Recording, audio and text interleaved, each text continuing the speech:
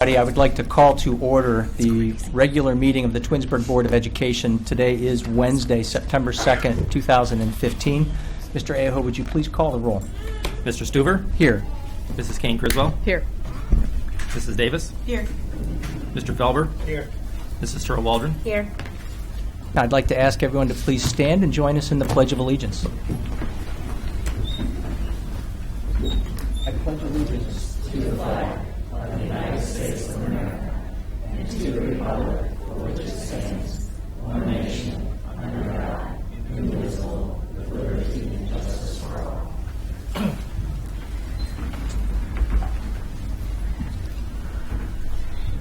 Okay, the first thing we have tonight is a couple of items that we need to fix on our agenda. So if you'll just bear with me, a couple of administrative notes. I would like to call attention from my colleague to a couple of items that need to be corrected. In agenda item J20, the dates that are listed need to be corrected. The period of time for this agreement should be listed as September 1, 2015 through August 31, 2018.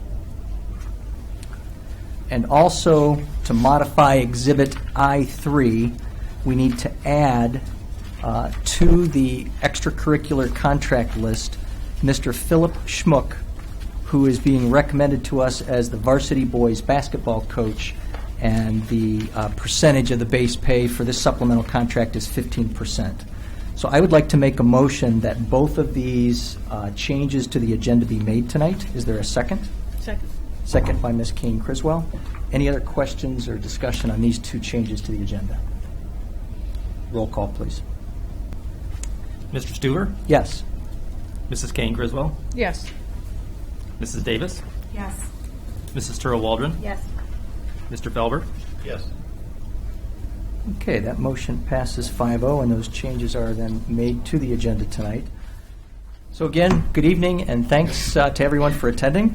I do have a few remarks regarding some important topics in our agenda this evening. However, before I discuss the business at hand in our agenda, I would like to acknowledge the school district's response to the very unfortunate incident which occurred in our community just last evening.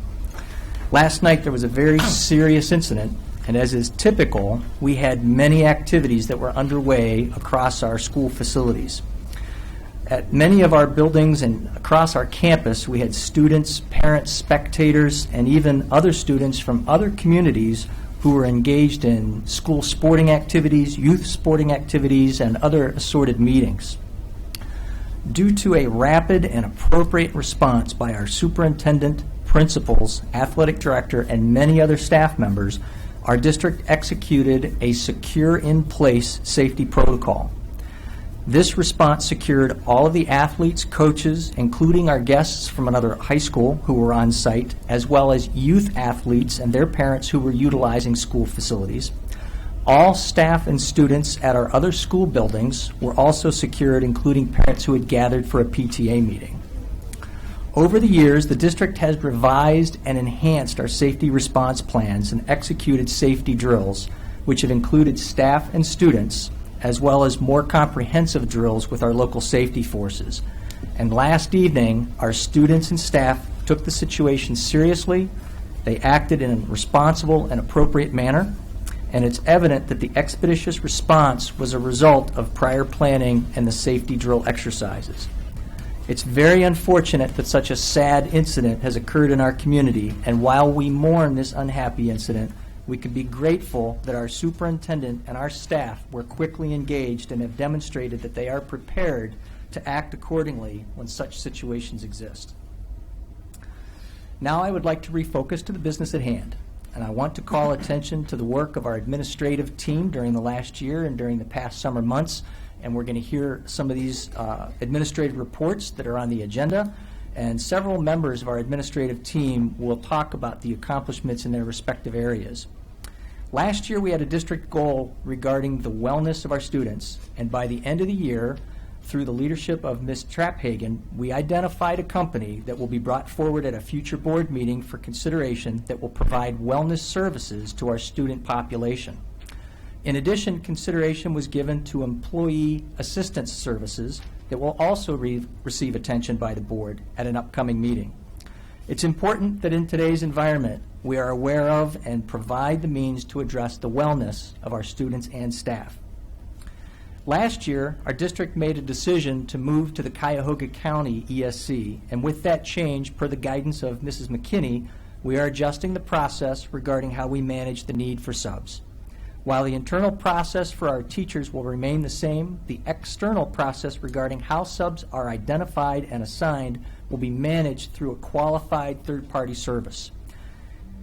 In the world of curriculum and assessments, Mrs. Farthing and her staff have been very busy attempting to keep up with the ever-changing direction per state legislation, state mandates and guidelines that are adopted by the ODE. And while PARCC testing will be eliminated, the assessment of student performance will still be accomplished, but via less intrusive methods. And notably busy during his first year with the Twinsburg School District was Mr. Welker, our Director of Business Services. In addition to revising the organizational structure and many operational processes in the Transportation Department, Chad was very busy facilitating the Strategic Facilities Assessment. Many of the items on the resulting facilities project list have been completed or are being planned. In addition, this year, Mr. Welker will be finalizing a multi-year plan that will address some of the larger projects in the district.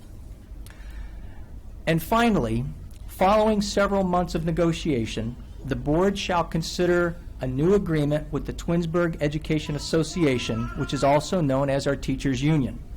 As is typical with the process to reach an agreement, both sides will present items for consideration. Neither side can obtain everything that they desire, and thus both sides must be willing to listen and find compromise on the issues. And thus, the result is a proposed agreement that will extend through August 31st, 2018. Last week, the TEA ratified this agreement, and thus, the next step is for this board to consider the resulting agreement during the business agenda that is on our list here this evening. I'll provide additional comments regarding the agreement when the motion is on the table. Tonight, we are once again reminded of why we're here as we recognize students for their achievements. And thus, a special welcome to the staff, students, and families from Bissell Elementary and also the R.B. Chamberlain Middle School. I know you're here tonight for some special recognition, so without further delay, I would like to turn the meeting over to Mrs. Powers for the superintendent's report. Good evening, Mr. Super. Good evening, board. Good evening, family and friends. Thanks for being here this evening. You know, I liken the beginning of the school year to a sleeping giant rousing from a winter's hibernation, and things are really kicking off, and tonight we welcome back our students. This is one of our favorite parts of our board meetings, is when we get to highlight our great kids and the great programs that we have in our school district. We'll get to that in one moment. I have a couple of announcements. Mr. Suver stole my thunder a little bit about my initiatives, but during the administrative report this evening, we'll be talking about specifics regarding some of these exciting opportunities that we'll be putting into place here this school year, and all of those opportunities are being driven by one or the other of the directors that are here this evening to report out. Last Friday, August 21st, was a tremendous evening at Tiger Stadium. It was the night of the Meet the Tigers, an inaugural celebration at Tiger Stadium where we revealed the new turf for the very first time formally. It was a wonderful event. So many of our families, from our little preschool students all the way to our seniors at Twinsburg High School, came out, paraded around the track, participated in some of the activities, had the band do their pre-game show and their new halftime show, and it was just a great sense of community. So if you were there, thank you so much for coming out. We had so much blue and white. It was like a sea of blue and white in that evening in the stands. Just a lot of fun. It was a great way just to begin the school year and to recognize our fall sports athletes as they begin the season here at hand. Speaking of fall sports, this year on September 24th, we're going to rekindle an old tradition here in our school district, and that will be the homecoming parade. So on the evening of September 24th, it's the Thursday of homecoming week. Right down here, Ravenna Road will be the location of the homecoming parade. Mrs. Tringo met with her staff this afternoon, and on Friday, members of my administrative team have a meeting with the mayor and with local law enforcement folks to make sure everything is set up and ready to go. So mark your calendars for the evening of Thursday, September 24th for our homecoming parade, followed by some festivities at Tiger Stadium where the court will be introduced. That's always a special event for our high school students. But this is going to involve all of our community once again. So we look forward to everyone, Wilcox all the way on up, getting involved in the homecoming parade. This Friday is the first of what we're calling our Data Days. We had an opportunity to pool our staff members together to talk about data analysis and to do some work in what we call our professional learning communities. This means that all of our Tigers will have an extended weekend, with Monday being Labor Day, so kids, you get the day off on Friday, and the staff will be working really hard on getting ready for launching a really great school year for everybody. And then finally, as Mr. Stuver indicated, I'm very pleased this evening to be recommending the collective bargaining agreement that we have been working on with the Teachers Education, Twinsburg Education Association for many, many months. When we're in the bargaining mode, there's a lot of give and take, a lot of across the table, and it was a really great experience. The members of the teachers union as well as the administrative team really worked hard to come up with a very fair agreement. And this evening, Mr. Stuver is going to be providing some particulars to the agreement, but I just wanted to let you know that we certainly do respect and appreciate the efforts not only by the administrative team, but of course by our teachers that sat across the table and really had some great conversation, and we came to some really good understanding. So thank you for that. So this evening, before we get to our initiatives, I know we want to celebrate some kids and some great things going on in our buildings. And pinch hitting this evening for Mrs. Johnson is our assistant principal from Samuel Bissell Elementary School. So we're going to ask Mr. Winter to come. Did I say Mr. Johnson? I hope not. Okay. Whoops. I'm going to ask Mr. Winter to please come forward, and he has some special students and some great programs he wants to talk about from Samuel Bissell Elementary School.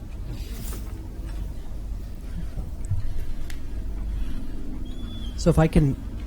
Hello? Oh, I'm sorry. Good evening, everyone, and welcome. And I can't believe it already, but we're 10 days in to this wonderful school year. And just as always happens, we have a crummy June, but then when the kids go back in August, it's beautiful outside. So I am very fortunate to have these fine folks here with me tonight to talk about some of the initiatives that we have planned at Samuel Bissell Elementary School this school year.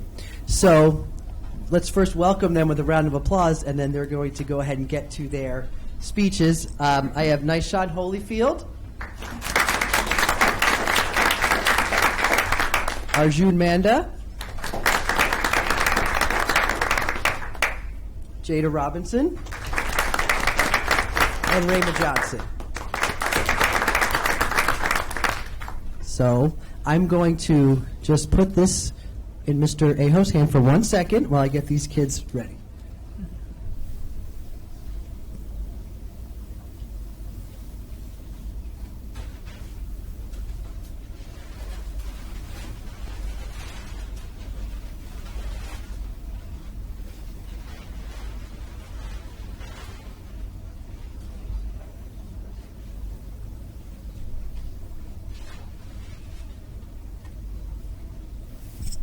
Thank you, Mr. Aho. So before we get started, I just want to recognize our new art teacher, Mrs. Castrogano, who is doing some great things at our building, and she's also doing great things at R.B. Chamberlain as well. And actually, she made this banner for us that is going to be a part of the Twinsburg Bulletin that I just realized and learned tonight, and was also a part of the Meet the Tigers night. Our kids were parading proudly behind it. So Mrs. Castrogano is wonderful. We're expecting great things from her this school year. Now, at Samuel Bissell Elementary School, we not only teach our kids reading, writing, and arithmetic, but we also teach them responsibility and respect as well. And we start every morning with a mission statement that these students are going to share with you now. Every day we show respect to our school and one another. Through hard work and organization, we strive to reach our goals. We celebrate our achievements and take responsibilities for our actions and our learning. Bissell Tigers roar.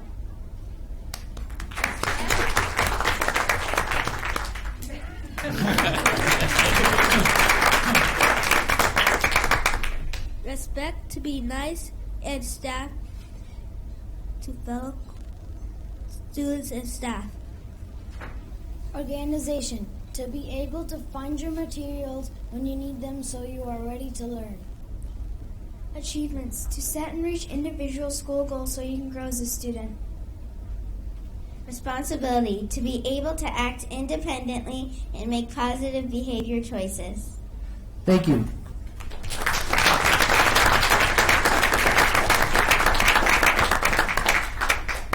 So each morning we, as a school, say that mission statement. And you'll notice a part of it was organization and achievement as well. So in addition to respect and responsibility, those are 4 areas that we feel very strongly about teaching our students. And in fact, it's interwoven into a lot of our different buildings. It's part of our PBIS vision for the district, which is positive behavior, intervention, and supports. I don't know why I'm so out of breath. I haven't done anything. So in addition to our mission statement, we feel very strongly teaching the kids on how to show respect, be responsible, be organized, show achievement, be safe. So we have classroom lessons that our teachers will be teaching our students this school year. And in addition, we are also going to be involving parents this year in our PBIS vision. So there's more to come on that. But one thing that we're really excited about is at Samuel Bissell, we truly believe we're a family.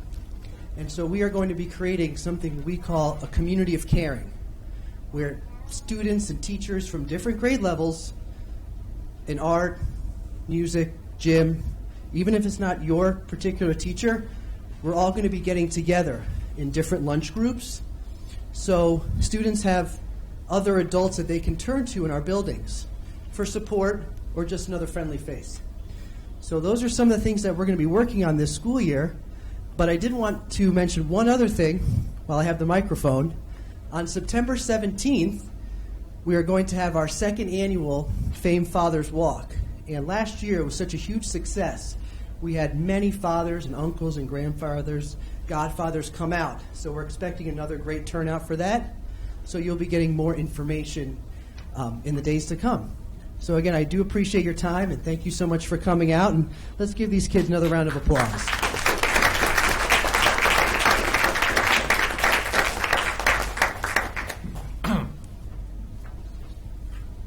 Well, boys and girls, thank you so very much. I was so impressed with your banner when I saw it at Meet the Tigers, and I see this in the newspaper. I saw it this morning. So that is so wonderful, and thanks for representing your building so well. I know Mrs. Johnson and Mr. Winter are always so proud of you. And Mr. Stuver, our board president, has a special pin that you can remember tonight by. So he's going to come over and present to you a pin, and you'll get to wear it to school or any place you want to.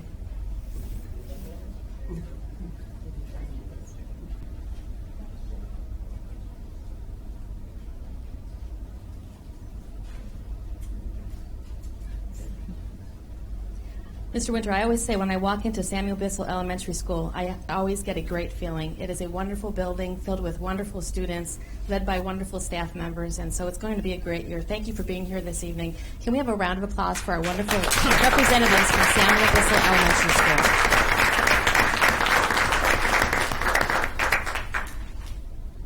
Thank you very much.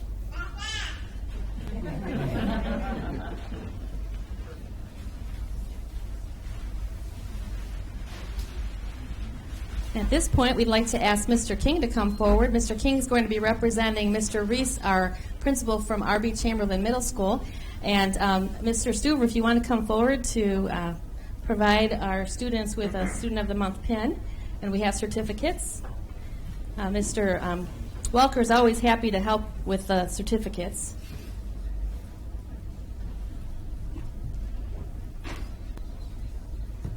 You know, it's always special to be able to recognize our Students of the Month, but it's even more so when it's the first Students of the Month from the school year, because what this means, guys and girls, is that when you got to school from the very first day of school, August 19th, you already started to impress your teachers and the administrators, and you're already making a difference at R.B. Chamberlain Middle School. So thank you for all that you're doing. You are making great tracks already this school year, just into day number 10, and look at, you're already at the board meeting. So congratulations to all of you that we're going to recognize this evening. So to begin from our 7th grade group from our Students of the Month, we'd like to present to everybody Rafe Holmes.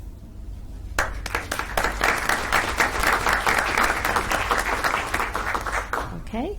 Grace Ziegler.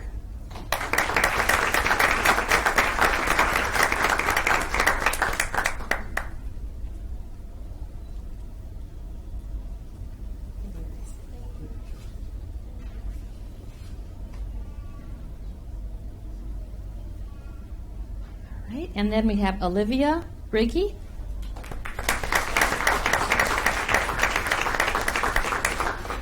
And finally, Michael Labib.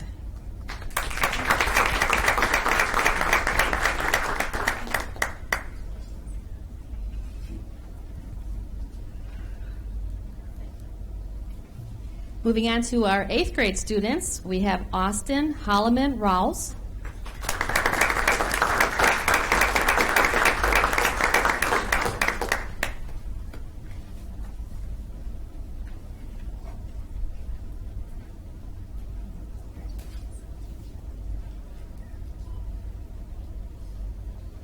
Alice Summers.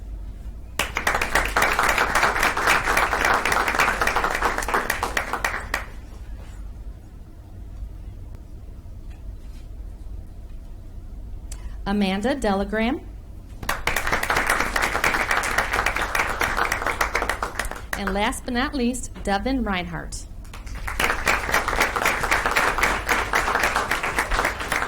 I was thinking, Mr. King, we must have a lot of students participating in after-school activities tonight. Busy, busy fall. Well, we want to congratulate these outstanding students of the month from R.B. Chamberlain Middle School. Thanks for starting the school year off in such a great way. You're the trendsetters. We have a lot of students that are behind you, watching you do wonderful things. You're great role models, and I'm very proud of you. Congratulations. Please join me in thanking and congratulating them.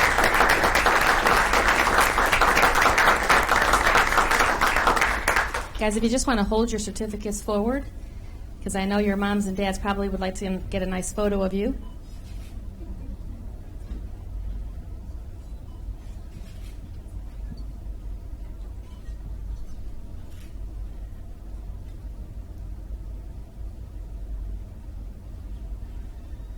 Thank you very much. You may be seated.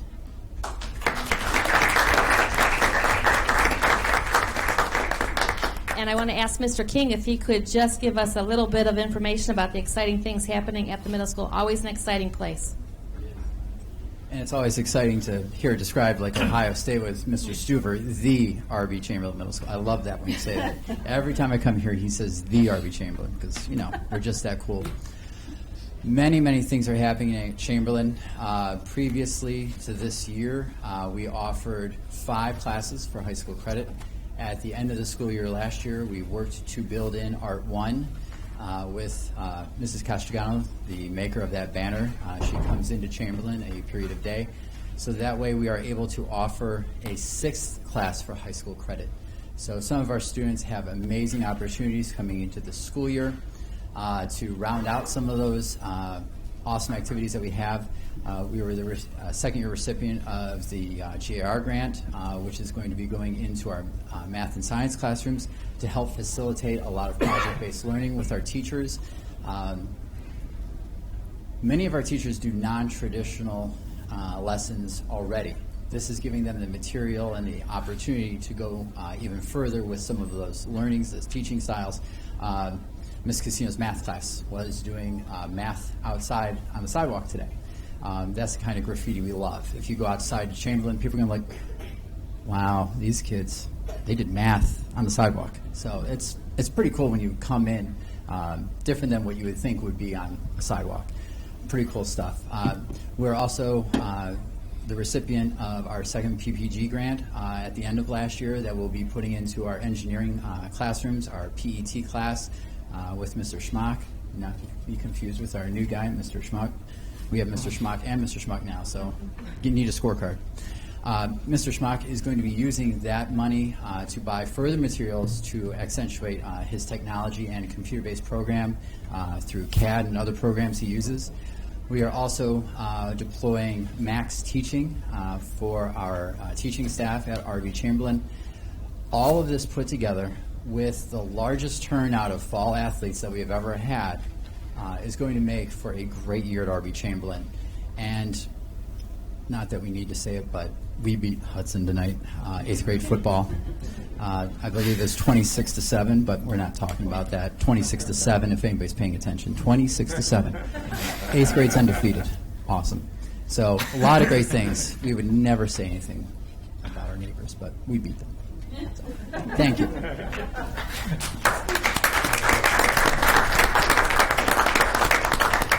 Thank you, Mr. King. I appreciate you being here this evening.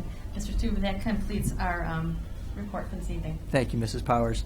Although we have a lot of very interesting things on the agenda tonight, and some of you may want to stay, you are all welcome to stay. If you need to get home to take care of other activities with the family, now would be the time to go ahead and go. So thank you very much for coming tonight.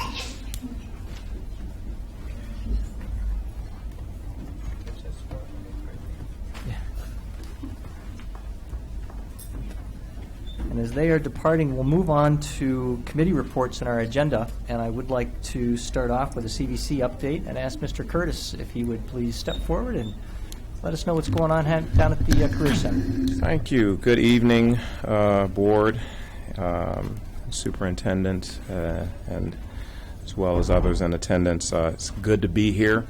New school year, not only for you guys, but for the CVCC as well.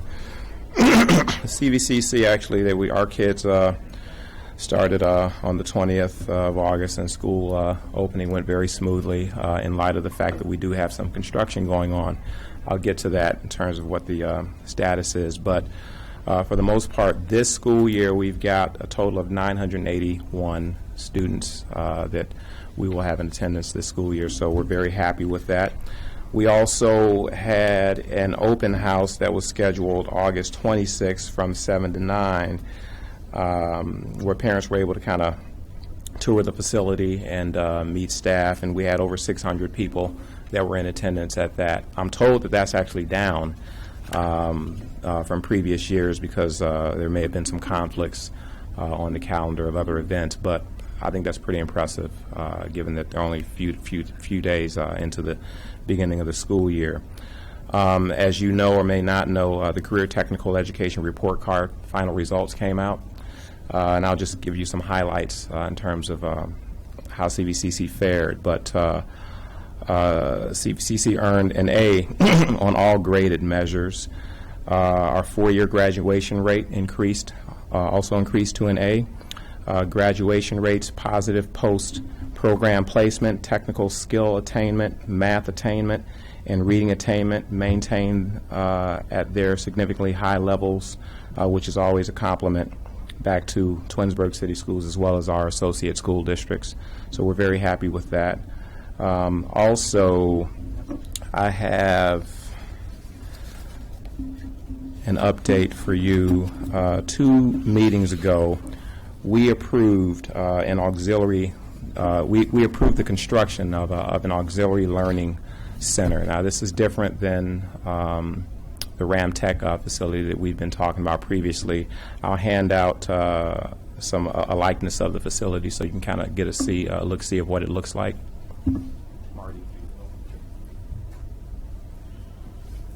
This facility, we authorized the construction of it for purposes that our construction trades can be involved in. They're actually going to be involved in the building of the facility. The students will be involved in the building as well as other community projects that will give our students the real-life work experience and the real elements of, while there's bad weather out, they'll be able to actually have a chance to go out and do some work in there. We'll also be able to store equipment as well as heavy vehicles and motor vehicles as well in there. It's heated. It's a pretty big space. So it's something that we're pretty happy with, and it's community-based projects that the students will be actively involved in, and it will allow them to, again, continue through when the weather is cold. So that wasn't something that we were actively planning, but an idea came up, and we as a board approved it, and we think it's going to be a good opportunity for our students. So the variance was just approved by the City of Brecksville a couple of days ago. So we're full go. We got the green light to go ahead with that. Also, an update for House Bill 64 relative to the JVS board change. And I know I've spoken about this a couple of meetings where it's kind of gone back and forth with respect to my rotating seat for the CVCC. So this past biennial budget that was passed by the governor, the House bill, it did pass. So after the commencement of my term, the rotating seat will go on a yearly basis and rotate. And I think the next district that is eligible for it is Cuyahoga Heights, I believe. So that's been resolved. Appreciate your support with regard to that. And Marlene Yelski was also pretty pleased with that. That being said, with Marlene Yelski, I'll also be meeting with her as well as Ohio House Speaker Cliff Rosenberg and the Ohio House Senior Education Policy Aide Colleen Grady at a meeting that she's going to be speaking at Brecksville High School. The time is to be announced, but I'll provide an update in terms of the outcome of that meeting as well. Keep on your calendar our all boards meeting that we host every year. It will be November 4th. And we're looking at a start time of 5 p.m. Might change, but I know a number of you were able to come out last year, and I really appreciate your attendance, and we look forward to having you all there this year. Okay. Also, our Vision 8 meeting will be March 16th,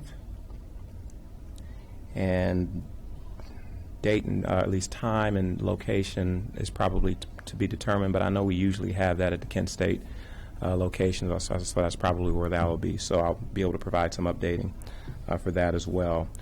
With respect to the Ramtech Center, the new addition, things are moving along very well.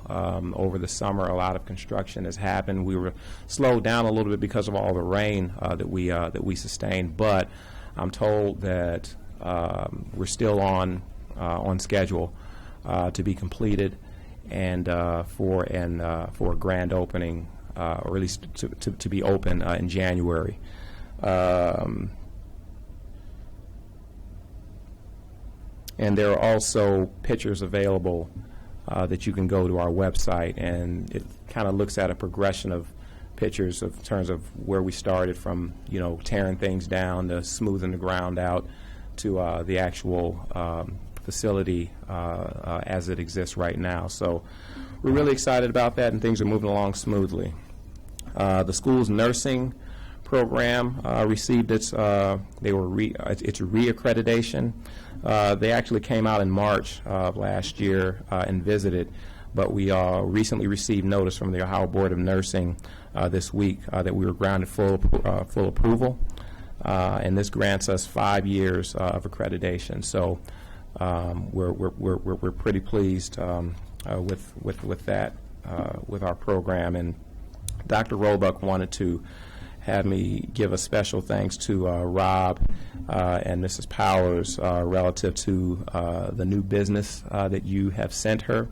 She says that she has been following up, providing tours to the companies so they can tour the facility, and she says many of the referrals have been manufacturing-related businesses, so she wanted to thank you for the referrals, and we'll continue to keep up the good work, so thank you for that. Okay.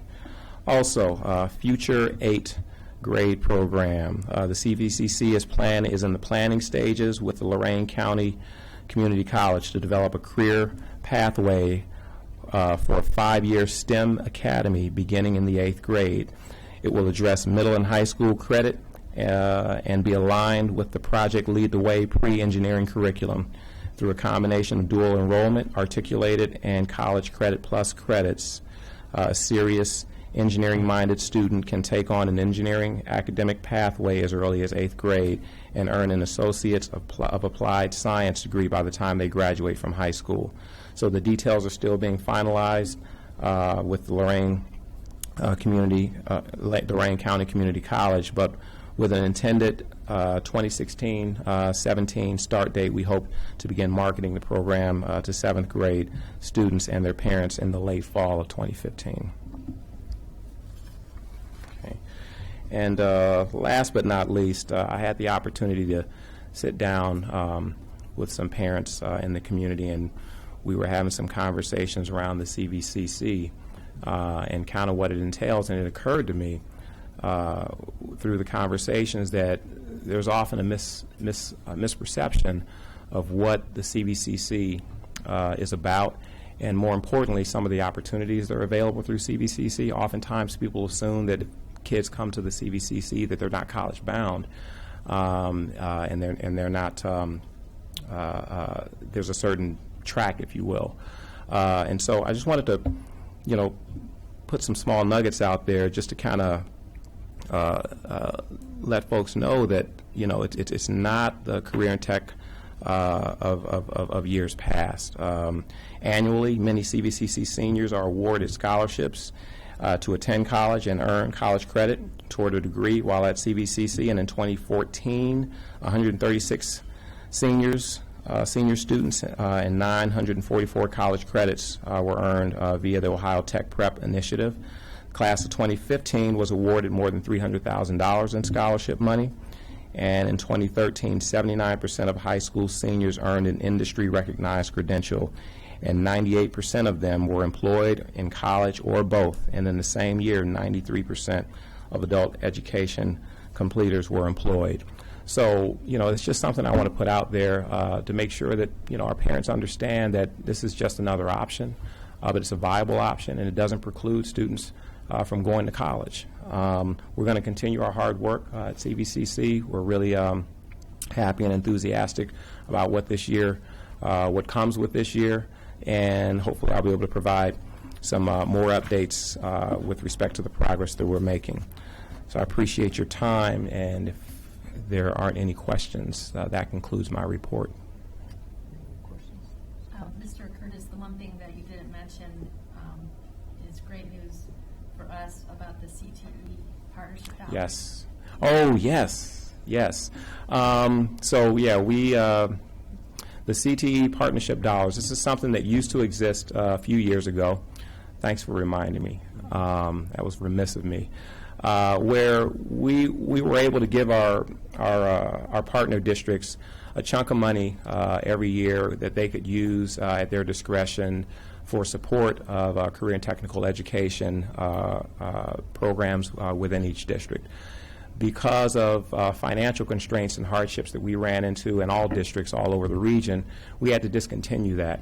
And so this year will be the first year that we reinstate that process and that program, and we're looking around upwards of about $30,000 per district that we're going to be able to redistribute and give to districts. So there are some parameters with respect to how the money can be spent and for what purposes, but we as a board were pleased to readopt that process and program, because we realize that in these times the districts are facing cuts and state cuts and so forth. Every little bit helps.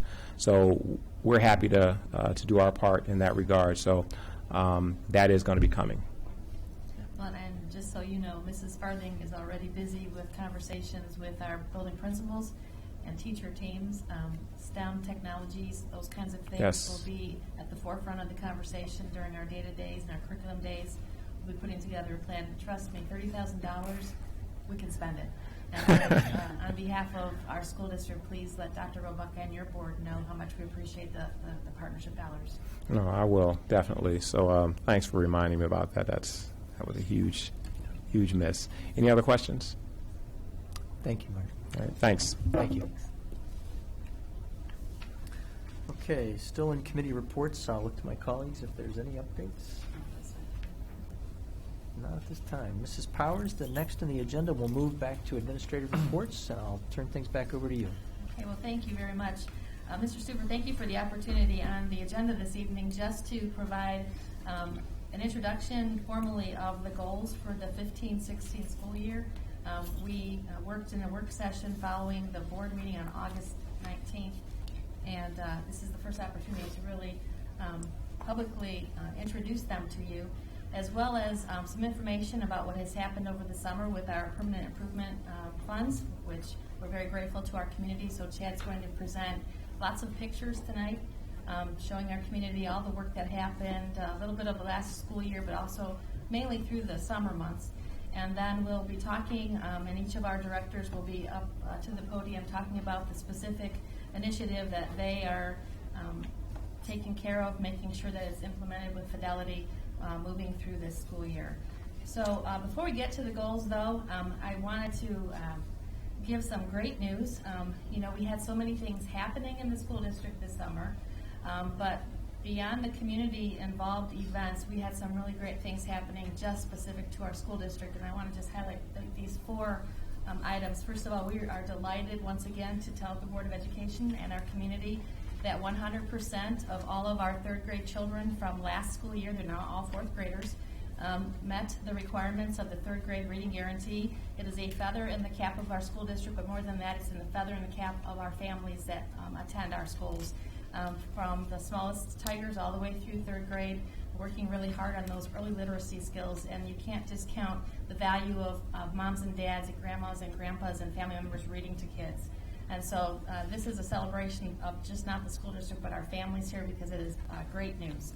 The second, and I think you heard Mr. King mention this a bit ago, the district learned midsummer that we're the recipient of a $15,000 grant from the Martha Holden Jennings Foundation that'll bring max teaching to the middle and the high school. Mrs. Farthing will speak a little bit more about this in her presentation this evening, as she's at the forefront of that initiative. Just a tremendous opportunity talking about the importance of reading now with the older students in our school district. So that was great news. Then about 2 weeks ago, we were informed by our friends at the SMART Consortium. Dr. Linda Williams, who's the executive director, gave me a call and said, hey, congratulations, this is the second year in a row that the Twinsburg City School District will receive a very large, substantial grant from the GAR Foundation and in partnership with the SMART Consortium. This particular grant is going to be professional development opportunities for our teachers at Dodge and again at the middle school. You might remember Board of Education a year ago, we had a $99,000 grant from the GAR Foundation and SMART, but we had to split it with the Nordonia Hills City School District. This year the $45,000 is just for Twinsburg. And we're going to be talking and working with our teachers in the areas of math and science, particularly those two buildings, and our special education staff that work in collaboration with our math and science teachers, all about curriculum mapping and the development of really good assessments, and also our PBL, our project-based learning initiative that we started last year. So great news. We had our planning meeting this morning with Dr. Williams and the folks from SMART and our staff here in the school district, and we can hardly wait to get started on that. It's great opportunity. And then finally, we just heard this news on Monday, and if you felt the earth shake, it was Mrs. Traphagen and Mrs. Mormon jumping up and down. This is huge news for us. Our ratings are something that we're very proud of. This year, the Department of Education is launching some new special education rating system, and we received the highest mark. Met requirements means it's the highest mark that you can get, and so we're very proud. I asked Denise that our next board meeting on the 16th to explain a little bit about what this means, give you the numbers, but we just heard this on Monday, and we're excited, and really this is the result of a lot of work. We've been paying attention to the data. We've been breaking apart silos. Historically, in some school districts, we would have regular ed kids here, special ed kids here, and what Mrs. Farthing and Mrs. Traphagen have done is they've broken down these silos, and all kids, it's all about all kids, and they've been working together in tandem. If you see one, you see the other, and they work very well together, and because of that focus on all kids and what all kids need, our special education students' rating is the highest it can be. So very proud of Denise and Marvetta and the staff here. This is really a great thing for the school district, so good news there. So, Board of Education, as you know, 2 weeks ago, in our work session, we designed, developed, created our goals for the year. And this year there are 4 topics that we'll be working on through the year. The first has to do with our financial outlook. Mr. Aho has received that Auditor's Award for consecutive years now, and it's because he pays attention to the numbers, and he holds all of us accountable. A day doesn't go by that I'm not down there 4 or 5, probably 10 times a day bothering Marty. What about, how come, should I, and whatever else. But you need that kind of partnership because he is very good about making sure that our I's are dotted and our T's are crossed. Well, moving forward in time, we know that we have a lot of stresses on the school district with regard to our financial picture because of what is going on in Columbus, what's happening with the budget bill, what's happening with the TPP issue. And so what this goal is all about is making sure that we're creating a strategic plan, putting benchmarks into place so that we are making our community aware of where we are financially, where we are in our planning, where we are in our expenditures, and what kinds of important flags are out there so that we're communicating often and well to our community members about the district's financial resources and where we are as far as our accountability factor goes. So the board has asked the strategic plan be created, and we will be working on this. Marty and I will be working in tandem, making sure that this one gets done and gets done well so that we can be clear about the financial district's forecast into the future. So an important goal. We can't do what we do if we're not making sure that we have integrity with regard to the financial resources. Our second goal, no less important than the financial one, is all about our student achievement. And you heard Mr. Stuver talk earlier today about our wellness initiative, and we're so very proud of the academic success of our kids. But we know it's more than just what the A, B's, and C's and the reading, writing, arithmetic. It's also about making sure that when students come to our school district and they have certain stresses on their life, it's tough growing up. There's a lot of things going on. We need to make sure that we are dealing with the whole child. And Mrs. Trapphagen will often say we need to wrap services around children, whatever that happens to be. And so based upon the needs of our kids, this goal will make sure that we are addressing whatever particular needs they have, academic needs, social service needs, whether they need mental health assistance, whether we have a young one that has drug and alcohol abuse issue, anything that is coming forward to our school district. We want to make sure that we can identify what those things happen to be, provide interventions, provide the right programs. And so this goal is the goal talking about the whole child, academically, and also the social, emotional piece of the children that attend our school district. This is a big goal for us. A lot will happen this coming school year in regard to this one, so stay tuned. We'll be providing lots of reports about this particular goal. Thirdly, we have a community relations goal. 2 years ago, we created our comprehensive communications plan, and through that plan, our website was redesigned. We rebranded the district. We updated our newsletters. Everything had a fresh new feel to it. This is the next part of it because we want to make sure that we stay in a good way of communication with the businesses in our town, and also to breathe new life into the Twinsburg Education Foundation. With regard to the Business Advisory Council, you heard Mr. Curtis say that Mr. Felber and I connected a business to the CVCC. The importance of that is there was a business in town who actually had donated a lot of school supplies here as the school year got underway. And while we were doing the photo op and talking about, great, thank you so much for the donation, the woman that worked for the company started to talk to me about some skill sets that were missing from the employees that they wanted to hire in her company. And so through that conversation, I connected her with Dr. Robach from CVCC, and now there's going to be an opportunity for them to get together. That's the kind of partnerships that we have to build. We have to pay attention to what our community businesses are saying, what kinds of skill sets do we need to help grow in our kids, and then get those programs into place. So that Business Advisory Council is going to be large with helping us make sure that we have curriculum in place to provide what we need to build skills that are important for 21st century learners. With regard to the Twinsburg Education Foundation, this group actually was in place many years ago, kind of got sidetracked over time. This is all about building a foundation, sustaining funds that we can then provide scholarships for students and also classroom scholarships for our teachers. So we look forward to launching this in a big way. Have had a lot of interest with folks wanting to help me with this one, and so we'll be getting this up and running in the very near future. And then finally, the last goal might look a little familiar to everyone. A year ago, the Board of Education charged us with completing a facilities assessment for the purpose of eventually developing a strategic plan. We did that, we gathered data, we talked to a lot of people, we pulled together the results. Now it's time to get down to the work of creating the strategic plan.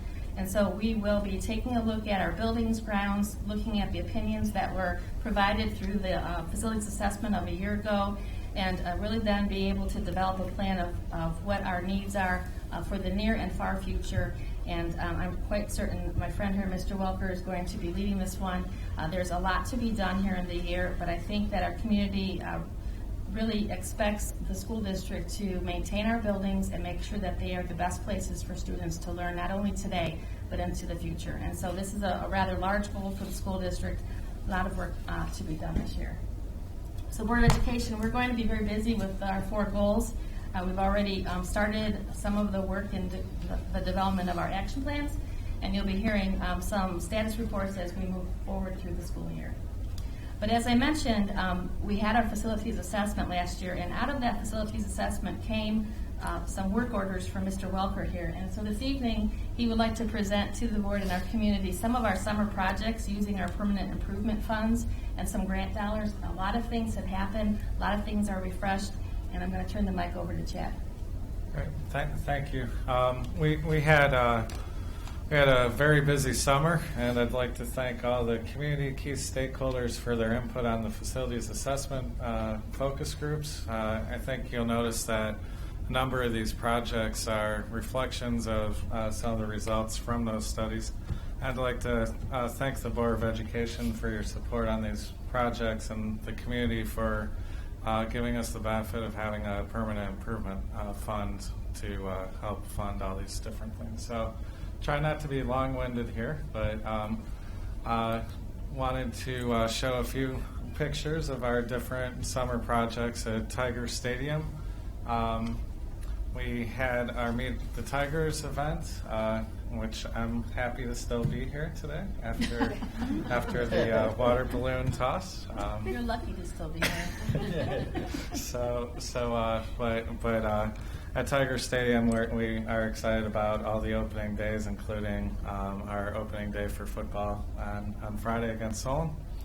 And we renovated not only the turf and improved the safety of that field, but also upgraded our Wi-Fi, repainted our concession stands, items like that, and power washed our bleachers.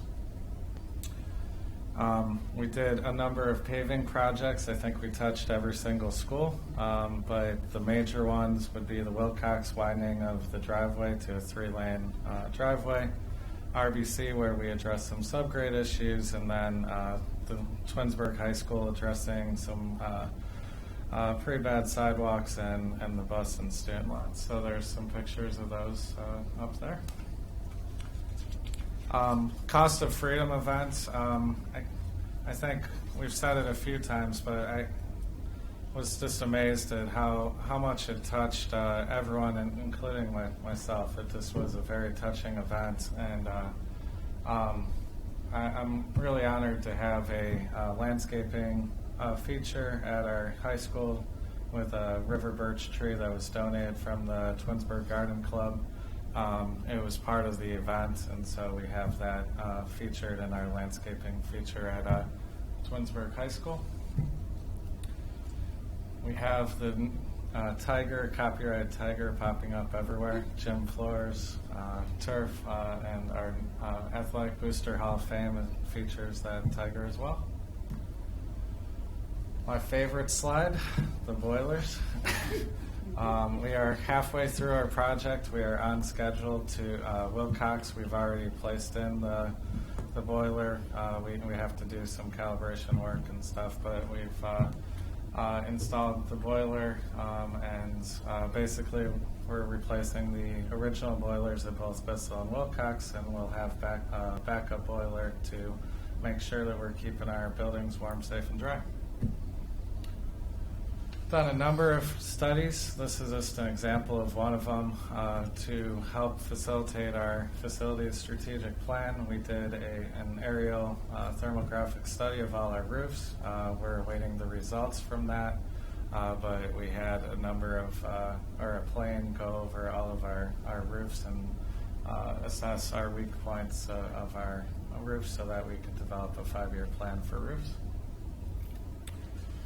In transportation, we updated our transportation fleet with three new buses to stay within a 10-year rotation. We updated our 2 vans. One was from 2003 and 2006 was the other one, so updated that. And then updated one of our plow trucks.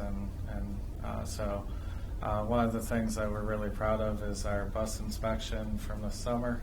We wound up only having one bus fail, and that was an easily addressable thing that in our follow-up inspection we were able to address, so we were pretty excited about that. We made several security camera upgrades, not one making all of our analog cameras into have the ability of supporting digital cameras in all our buildings. All of our cameras are accessible mobily now, which to those people who should have the rights to that type of information. And then our buses, we last year only had half of our buses with security cameras. Now we have all of our buses with at least 3 cameras and other technologies as well related to that system. And then, not to go through all these, but we definitely did a number of other summer projects, and each at the beginning of the summer, actually into the spring, we meet with all the building principals, custodians about what other smaller projects need to be addressed. And so I think when you go through all the buildings, you'll see evidence of some of those as well. And these are just some additional summer projects. One of the things to highlight is the swimming pool renovations. We have our Tiger showing up there as well with our flags and our new pool lanes, updated diving boards, and we are doing a lot of door improvements to make sure that we emphasize our security of our buildings that started. It's been a continued focus of our district. So as you can see, Board of Education and community, a lot has happened in probably the last 4 or 5 months. And we want to thank the members of our community that came out and our staff to provide thoughts about our facilities. Many of these initiatives have been driven by the work that was done last year. A lot more to come, but it certainly has been a very busy summer, and I think things have really taken a nice turn, and things are looking sharp and refreshed. And Board, we want to thank you for allowing us to have 5 summer student helpers this past summer. They really were beneficial. They're all either current students at the high school or recent graduates, and just having the extra 10 pairs of hands really made a large difference. So thank you for allowing us to do that. They're all back in classrooms now, and we look forward to hopefully doing the same next school year. Mrs. Powers, if I can, real quick, I just want to say something that's not evident in the presentation for Mr. Welker, and that's that what's behind all these projects is not only the pre-planning, but the very shrewd negotiating skills by Mr. Welker when it comes to negotiating the contracts. Some of these activities and the costs associated are negotiated specifically by Mr. Welker on behalf of the district, and I know on many occasions we've been advised, Mrs. Powers, usually by you, that, oh, by the way, Mr. Welker got $12,000 knocked off this contract, or so many $1,000s knocked off this contract.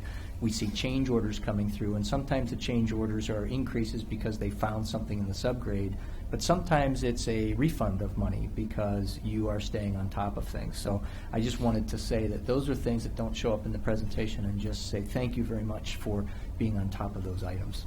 Thank you. And he's only been here a year. That's amazing. We'd like to now move forward into this current school year, and a lot of the work of last year's goals points us in the direction of our initiatives for this year. So as we work through our goals of the 2014-15 school year, we have created programming that we believe will meet the needs of not only our students and as well as our staff and family too. Before we get to that, though, I wanted to let everyone know that for the second consecutive year, the school district will be publishing and releasing our quality profile. We have been very busy, thanks to Mrs. Koslow and her creative genius with graphics and such. It looks beautiful.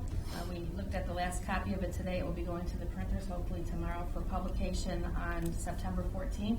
It will be a statewide release. You know, this is being driven by the Alliance for High Quality Education, and this tells the whole story about the school district. You know, when we depend solely on the local report card of the state, that's merely talking about the academic piece.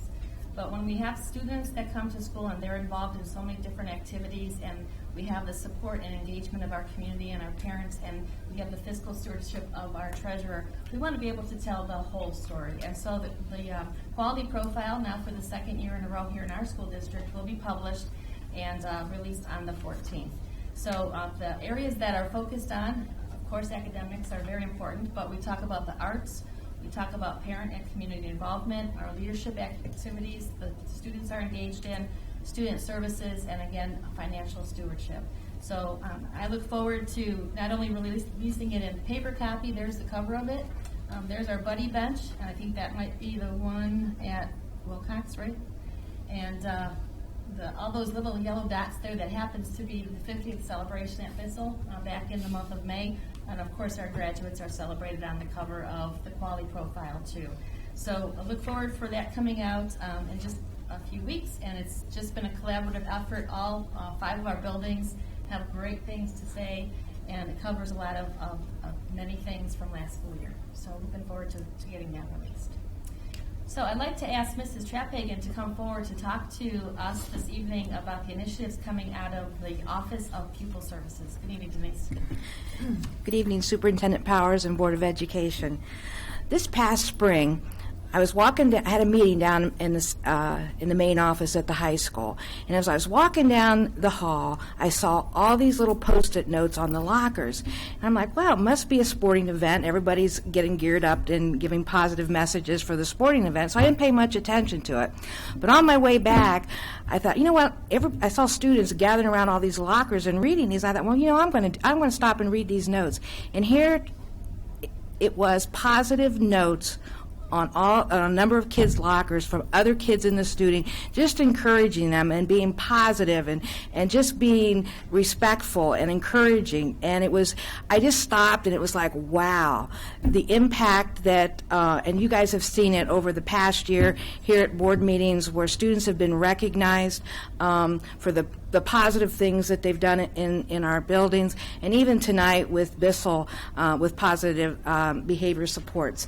And so last year we kicked it off at district-wide because we recognized that we wanted to have continuity of programming, and we started the district-wide initiative with PBIS. And our common thread through the all our buildings are to be safe, be respectful, and to be responsible. And we recognize that we've got a good start to this program, and we want to continue. You saw it here tonight, and what we're doing is this year, we are going to be adding parents to our teams. And our leadership team will be meeting in 2 weeks to discuss how we are going to ask our parents to be a partner in positive behavior intervention supports. The other things we recognize as a district is under our wellness goal that, you know, we're not only dealing with the academic goals of our children, but also the total child.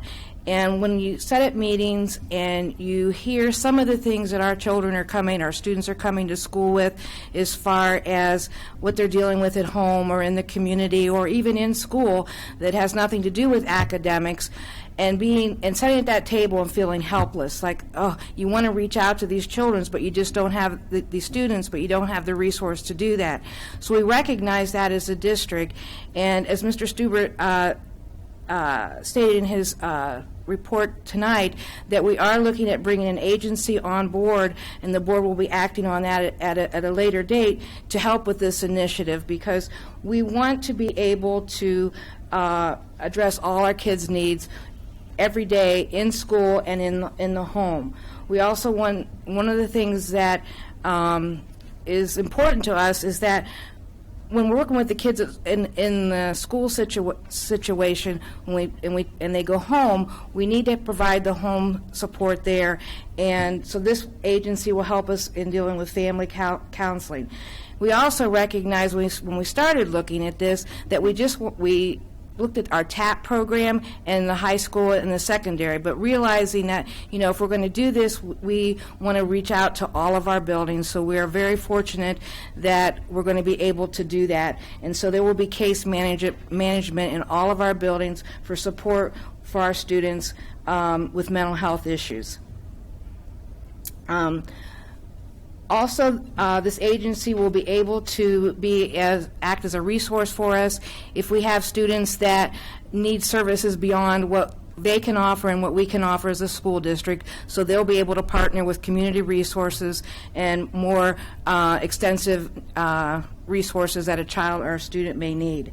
One of the things that, the school year doesn't, sometimes you think it ends in June, but it really doesn't. And so we want to be able to carry these services over through the summer for our families and our parents and our students, because just because school ends doesn't mean the child services aren't important, and they still need those services over the summer. So those are some of the initiatives that we're looking at this year, and again, we just recognize as a district that we not only need to address the academic needs of the student, but also the social, emotional, because it's just heartfelt when you say in a meeting and some of the things that our families and our students are going through and just feeling helpless. And so we've just thank you so much for allowing us to explore finding the resources to help all of our students and our families. Thank you. Thanks, Denise. Next, I'd like to ask Mrs. Farthing to come forward and to talk about some of our curriculum initiatives. Welcome. Thank you. Thank you. Good evening, Board of Education and Superintendent Powers. Of course, one of the things that I'll get to talk about with you this evening is testing. And over the summer, we've talked about our trips that we've had to Columbus and our work that we have done with the Alliance for High Quality Education and some of the different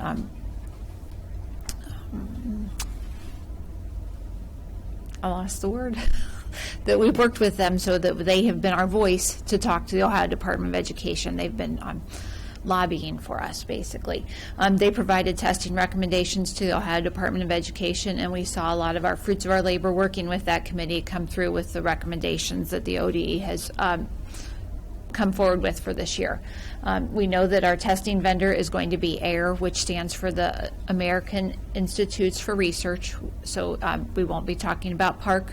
Our standards, you won't really hear us talking about Common Core. Our standards are going to be Ohio's learning standards, and the tests are going to be called Ohio's state tests. So taking out the other pieces of that. With the testing, one of the big things that we are most thankful about is that we won't be administering that first window of testing, which was called the PBA. That testing has been removed, so we will just have our second testing window, which will fall in the April to May window. The test was reduced in length. We wish it was reduced a little bit more, but it was reduced to 180 minutes, so our students will have the ability to take that in 290-minute or in the 180 minutes, and we'll make that decision as a district, and it might be building by building, but that's something we'll be working on in the upcoming months.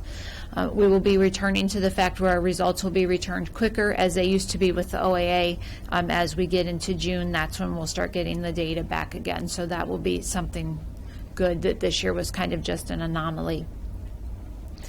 We do have new end-of-course exams coming in 3 classes at the high school. So English 10, Geometry, and Biology will have end-of-course assessments, and those will be part of the students' graduation requirements. So the students, as we talked about last year, have to earn points for graduation, and these tests will be part of those points. There's going to be continually evolving information. During the month of August, the amount of email communication that we received from the Ohio Department of Education was kind of amazing. Just trying to stay up on everything with all the changes. It seems to have slowed down a little bit, but we're just trying to digest it all. As Mrs. Powers mentioned, 2 things we're very excited about, which we'll be rolling this out on Friday, is our professional development coaching opportunities for RBC and the high school. As we talked about, we will be bringing on MAX teaching strategies, which are 23 specific strategies for content area teachers to use to help improve literacy. It's kind of the thought that everyone's a reading teacher, so we're all in this together, and if the students are strong in that area, then they will carry those skills out into each subject area. For this year, our focus is going to be on language arts, social studies, science, and intervention specialists. So on Friday, we will be starting that session and working with small groups of teachers at RBC and the high school to implement that. One of the things that we found about our professional development is it can't be something that we just talk about one day and then we don't talk about it again. So with this grant that we received, it's allowing us the ability to have coaching opportunities. So we have a few different ways that we can roll this out, but one example of the coaching would be that our coach would take over for one teacher for the whole day, and then during that day when the teachers have their planning period, they could go watch and see how the coach is teaching that, and then at a second point in time, the coach would come watch that classroom teacher teach the lesson. So the key is that we continually go into these professional development strategies and opportunities, that we keep refreshing and staying on it with everyone. So again, we'll start that on Friday. And then also we received the GAR grant, which is through the SMART Consortium, and that will provide professional development and coaching opportunities for RBC and Dodge. Our focus will be on math and science.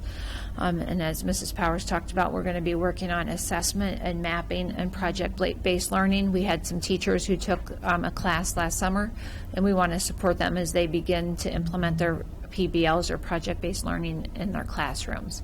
Again, this opportunity provides coaching as well. So we met today to talk about how the coaching role will work and look in our buildings. So I'm very excited about this opportunity this year as well. That's it for curriculum. Thank you. Question for you, Jen. Yes, ma'am. Can you chat for 2 more seconds about the transition? We're not talking about Common Core anymore, or what? No. The standards are still the standards that were Common Core that we adopted in Ohio for math and language arts. Those are called Ohio's Learning Standards. So the name has changed. The name has changed. They're still the Common Core standards, but it does not have that title attached to them any longer because Ohio adopted them as they did years ago, and they were called the Common Core in 2012, but now just so we're not being confused about what's Common Core and Science and Social Studies or Ohio's Learning Standards. They just kind of wrapped it around, so it's all Ohio's Learning Standards. And that encompasses the special areas, social studies and science, and the art, music, PE are all under Ohio's Learning Standards now. Even though those aren't really the national standards. No, they're right, correct. And I think a lot of the parents' questions are going to be in regard to what is the difference between the PARCC assessment and this new assessment.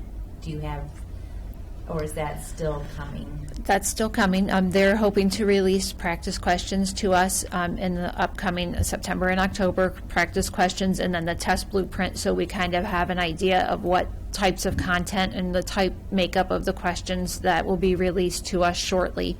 The difference, we had a few teachers who were able to participate on the content advisory team, so they're going to be going down and actually helping to write questions for us. We have Math 6, Algebra, and English Language Arts Grade 3. So we have representation on that committee, which is fabulous. So we don't know. We'll be staying tuned. I think it's going to be very similar to last year with, the information kind of trickling down to us. But there's a quick turnaround because the third grade language arts assessment will be administered as soon as we return from Thanksgiving break. So December 1st is when that one's going to be rolling out. So there's a quick turnaround on that. And just as far as the amount of testing, the time, can you give me a breakdown somewhat of how much? Are we significantly less, or? It's not as significant as we were hoping. It is. The beauty is losing the PBA, because that was 2 to 3 days back February to March. That coming off the table is huge because, we on the original proposed calendar we just would have finished the PBA and the EOY started the following week. So at least with the PBA off the table. And that the 180 minutes falls right along with how the OAA was and OGT. So in the past, the students had those sections that were approximately they had 2.5 hours allotted to them. So that falls in line with that. You still have the SLOs. We still have SLOs. That still is the most rapid assessment of the teachers can use to assess the students and make changes in literally the day-to-day curriculum. Correct. And yes, and the SLOs are based on, a pre-assessment and then the instruction and then watching how the students grow. And it's really those things that we're doing day to day that are helping us assess the students so we know where we need to change our instruction at this time. I have just one quick question too. With the air test as opposed to the park, aren't there more educators involved, a lot more educators involved in developing the tests and the questions than previously? It does appear that way, yes. And the fact that we have input now is really great. We did not. There were teachers involved with the park, but it was the whole all 22 states that were participating were involved in that. And there was one person I know from Bay Village who was a part of it, but other than that, we didn't have a close tie to it. And they're using test banks that they have used in other states, but Ohio teachers are looking at that and then giving input, and it seems like they're listening, and then they will bring these teachers back again once the test is administered also. And AIR is like a 35-year vendor with Ohio too. Yes, we've been using, they're not new. We've been using AIR, and AIR provided the back end to what we did with the paper pencil tests. We would upload to AIR, and they always provided our help desk. They take care of getting the book shipped out. So we have had a relationship with AIR for a long time. They have a fabulous help desk. Anytime we call them, they are right on the spot. And just the final thing I wanted to touch on a little bit, and maybe Mrs. Powers, or I don't know who would best to answer. I think there's still an ongoing concern with the data, and just I know that Mrs. Powers has done a phenomenal job of monitoring what information comes and goes out of our school district. So if one of you could touch on what we do as a school district to protect our students' information and what we actually have and what steps we have on board to make sure that our children are safe. It's multiple layers. And so I guess what we do at our level is to make sure that when we have contracts for anything where we're sending student information out, that the vendors that we are using are smart with the use of data, whatever that happens to be, and that we're protecting the student's identity. We had an occasion last year where caused a little bit of a problem in the district when we were going to go with a vendor. The vendor could not secure our students' data, could not promise things would be purged at the end of the school year, and so we've stepped away from that vendor. So it's an ongoing process. The group that Mrs. Trapphagen is looking at for services for our mental health assistance for kids, we had a conversation this afternoon about the fact that we need extra security in that contract dealing with FERPA issues and HIPAA issues. So it's an ongoing thing that we pay attention to here in our school district. Causes a little bit of fuss to people that we're trying to get contracts with, but it's worth the time and the resources to make sure that what we send out is secured information. With regard to uploading into AIR, that's all very private information. Jen, you want to talk a little bit about your office and how you're loading things into the system that way? Right. With the files that we upload, the state creates an export file, or the state creates an export format, and then we work through NeoNet with that, and then we download the file, and then we upload it. It's really pretty much that simple. And then when the results come back, we take the file and we download it, and then we upload it into EMIS to make sure our data is there. It's very secure. When we send something to AIR, they're going to be using the student's SSID. They're not using the student's name and information, and then that's how it's associated with that student. And then, it's not going to anyone else. It's going from the testing vendor to us, and then we keep it and store it in EMIS for the students. I think what you're saying, just to summarize, is externally of the district, the data cannot be connected to a student externally when the data is outside of the district. Right. It's attached to their SSID, to a number. That's right. Which it's not a number that's readily accessible to any of us. Right. If I ever need one, it's multiple steps to achieve that number and get it. I know a couple of years ago, even before some of the conversations that have occurred in here and some of the parents have come forward, I know, Mrs. Powers, you and I sat and looked at a contract because we were holding out, and I think we were one of 2 districts in the state that were holding out. This was like 2 years ago. Actually, it was just last year. Well, no, the year before. The year before. Was the year before? It was before these guys were even on the board. You and I talked in the fall. We've done this multiple times. Yes. And the reason I remember is I was in the middle of a data privacy issue in the private sector at work, so that contract language was pretty fresh in my mind. So I guess the key is it's not something that just has occurred recently. We've been looking at these contracts for data privacy issues specific to how our students' data is handled. And I know we took a stand a couple of years ago, even before conversation about Common Core and Park and some of this stuff has come up. So I think it's important to recognize that we've been on top of this for a while, and sometimes we become a little bit of a rabble-rouser, if you will, when we stick to our guns over these issues. So. That's us. A little bit, yes. So. It's worth it, though. And I guess it's getting the message across to the vendors, too, that it's not just an easy sentence document, we're going to sign it. We look at line by line, we send it out to legal counsel, they look at it, it goes back and forth, it goes back to the vendor, it comes back.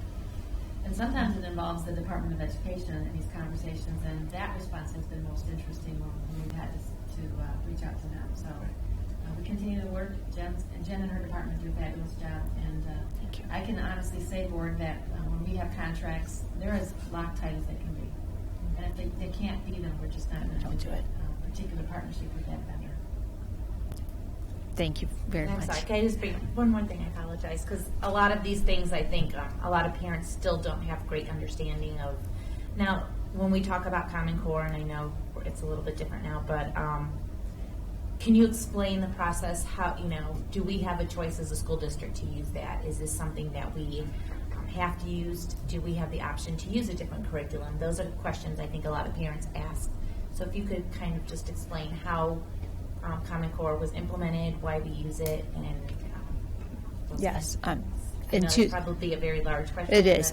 In 2012, we adopted the standards for math, language arts, science, and social studies. They had been released from some nationally and then some just in Ohio. They had public comment available for a while, and then they worked through the scenes in the background, and then we had teachers work through them. We went through and made sure, we'd look to see what changed especially for the elementary. We really looked through to see what changed, what came in, what came out, especially math. That language arts is really pretty much the same as it was with Ohio's academic content standards. Yes, there's more rigor, but I don't want to be silly, but in general, reading is reading and writing is writing. I don't want to be misquoted on that, but really it is. So yes, there were changes, but it was really kind of reading's reading. But math, there were a lot of changes of things that moved grade levels. For example, money and counting with a calendar and patterning. Patterning was huge. We used A, B, A, B, A, B. patterning for kindergarten. We did that a lot, and then that's gone from the standards. So we spent a lot of time working through that phase to see what needs to come and go. And, you know, for 2 years we had to teach both the new standards and the old standards. So we're through all that now. We're focused totally on new standards. So we approved those in 2012. We went through the Curriculum and Technology Committee and then brought it here, and then I totally lost the rest of your questioning. I guess, you know, I think a lot of people, the question is this something do we have that a choice? Twinsburg schools, do we have an option to use something different? That is the question I receive a lot. Why do we use Common Core? Well, we have to have standards. So there was a conversation through the state that should we, if Common Core were to be repealed, we would have gone with the Massachusetts standards from 2009. So we would have switched over to the Massachusetts standards from 2009, and then but they were going to be updated, and then those would have been the standards that we were going to have. So that would have been 3 to 4 sets of standards for students to have different years in a row, and that's not good for anybody. So we have to have standards. Materials are created for those standards. Ohio has adopted those standards. That's how we can get the most support. I don't know, Mrs. Powers, do you have anything else to add? I mean, we feel that they're the best things for our students to do. Don't really want to do multiple different standards with the students. And you know, there's the importance of alignment. When we graduate students from Twinsburg High School, they need to be competitive with students from all over the state of Ohio and beyond. And so with the adoption of standards statewide, it's as even of a playing field as you can possibly have in a public school district. So the change has been difficult. You know, Marty often calls us the Costa Concordia tournament.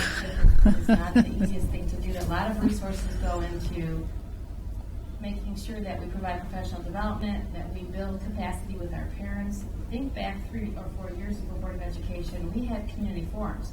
We were out front talking about Common Core over at RBC in the auditorium. And so we provide lots of opportunity to inform parents. What I think has happened over time is some of what is fact about Common Core has kind of evolved into something that isn't necessarily fact. And we continue to be very steadfast in our belief that the standards that have been adopted by the state of Ohio have been vetted out. They are now here in, I think, year 3. Our staff is finally getting acclimated to instructional strategies that support them. The assessment piece is a whole different thing. And if I had to pick between the diagnostic assessments that our classroom teachers can create versus the assessments mandated by the state of Ohio, I would say the value is the diagnostic assessments. Our teachers know what the kids need to do. They can create assessments that really help everyone understand what students have mastered and what students need more help in and where students can be accelerated. And so one of the things that we worked on over the summer, we were worried because there was some indication that the state might have put a harness on how many minutes we could do diagnostic assessments. And collectively across the state with our alliance group, we said absolutely not, because that is where the value is. We don't even have the state assessments back from next year. There is little value that we're going to glean out of the PARP and the AIR from a year ago. But those diagnostic assessments, the MAP assessments and the teacher-generated assessments, that's the value. And so we continue to work. That's why all these granting agencies have provided dollars now to help us be better test generators, because we can do a better job on that as a staff, and that's an area that we're going to grow some skills as certified staff here in our district. But we're just going to continue to work the work, continue to focus on the Ohio standards. The assessment piece, we're going to get through it. We're going to do what we can. But really, the value is in that diagnostic piece, because that tells the story behind each child. And actually, if I could just add, as a layperson, sort of who has been on the board since the advent, really, or the beginning of the Common Core, just my 2 cents is that, you know, I think it was a movement that came from both, educational reformers in our political environment, And in fact, if I'm not mistaken, the National Governors Association is where this really all started. Correct. With the objective of raising the bar on our science and math to compete globally in the workplace. And so it had to start with the students so that eventually it would trickle into the workplace. And, just the globalization of and competition was driving us to, as our math scores internationally, or as we were performing,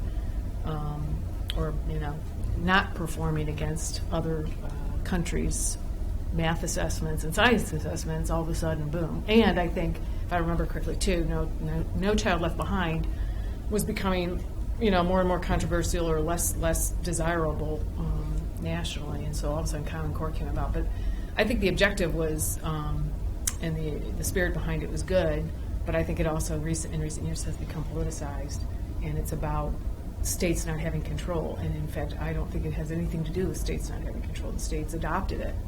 And I agree that it's about a kid or a student being educated in Ohio and having the same skill set as another state that has Common Core standards in place. Right. And it doesn't impact how you teach in your room. It's just the standards they have to achieve. And that's where I think it gets very confusing, because this has been something that's been around for a while, but the first, if you aren't aware of it, the first you feel is your child being, subjected to 1 billion assessments.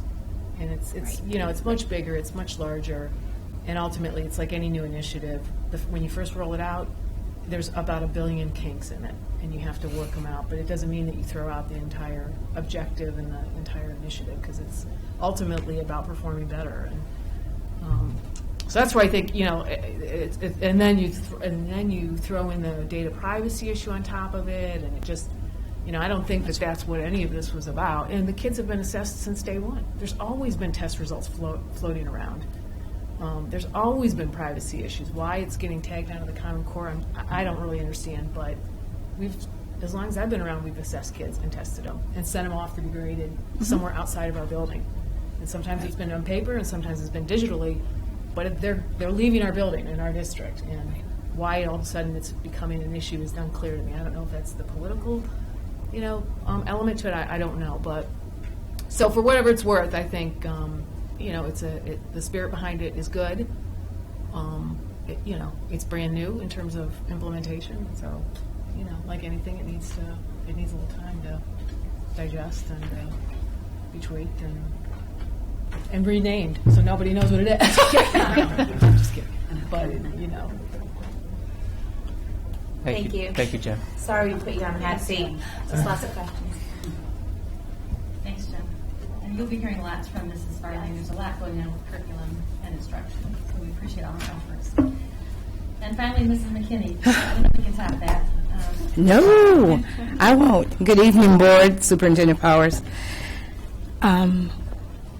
This school year, starting the school year, we we contracted with a third-party company to provide certificated sub-services. So for all of our teacher subs, they're now coming from an organization, the Wren Hill Group. There are a lot of benefits to using an outside sub-service, because when we were trying to do it with the county, we didn't have the number of subs. Now that we're using Wren Hill and they have contracts with several districts, they have a larger pool of subs.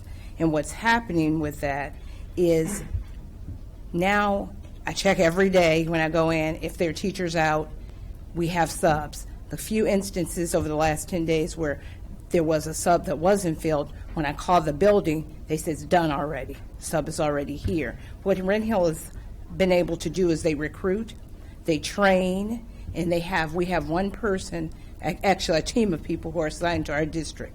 So they monitor our fill rates, they look at our absences every day, they work late into the evening. When there is no sub, or when there's a late call from a teacher in the morning, now the secretaries and principals have someone to call, and then they get right on it. Most of the time, they don't even have to call, because, again, we're still using our electronic system for entering absences. Nothing has changed in the teachers' world, except they have access to a larger pool of subs.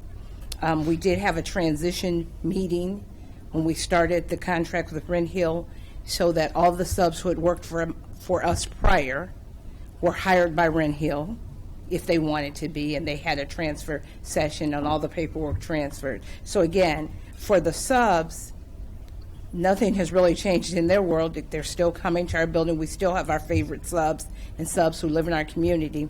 Their paycheck says Wren Hill now instead of Twinsburg. For the teachers, nothing has changed in their world. They still enter their absences in ASAP, which is our online absence system, and a sub shows up. We do have some features that we're using this year because they can now rate the subs. And if a sub gets a rating that's low, the principal gets a notification, then we talk about it and decide whether or not we're going to use that sub again or have a conversation with the sub. Subs also get to rate teachers in terms of, are they leaving detailed lesson plans and so forth. So it's a way to monitor both ends of that equation.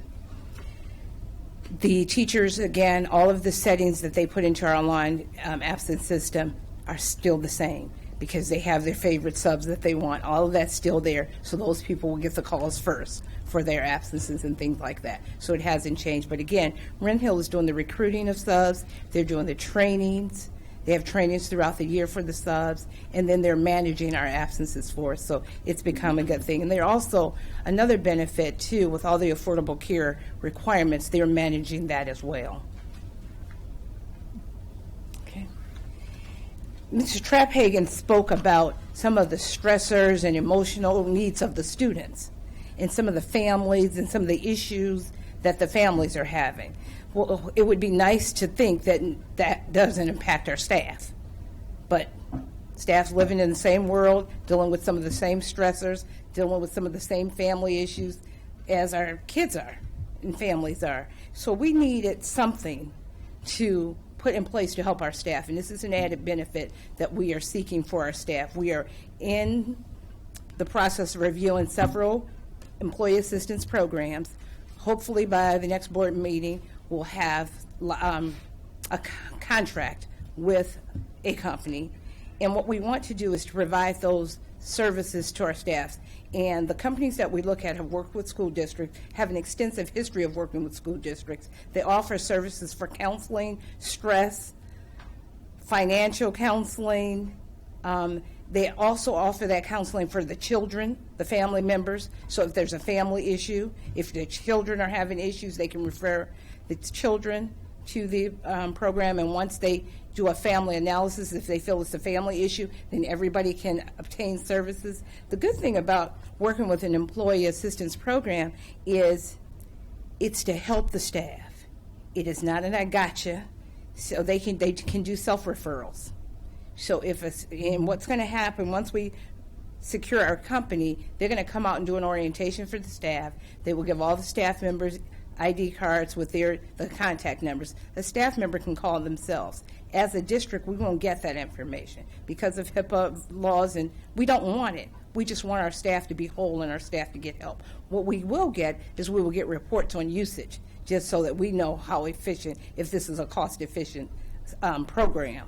So we will get X number of, children use services, X number of adults, but no names, none of that. And that's the part that we have to really make sure our staff understand, which is why the company's going to come out and discuss that, because we want them to be able to access the services. We want them to understand it's confidential because it is there to assist them only. Now, we can also use it to do there can be some, soft referrals in terms of disciplinary issues. If there's a disciplinary issue and we're disciplining a staff member and we find out the issue is because of some other things going on in the family, then that's a way to address that without having to invoke discipline on a staff member. So that's what we want to do, offer some help to our staff and their families. And that's the reason for this.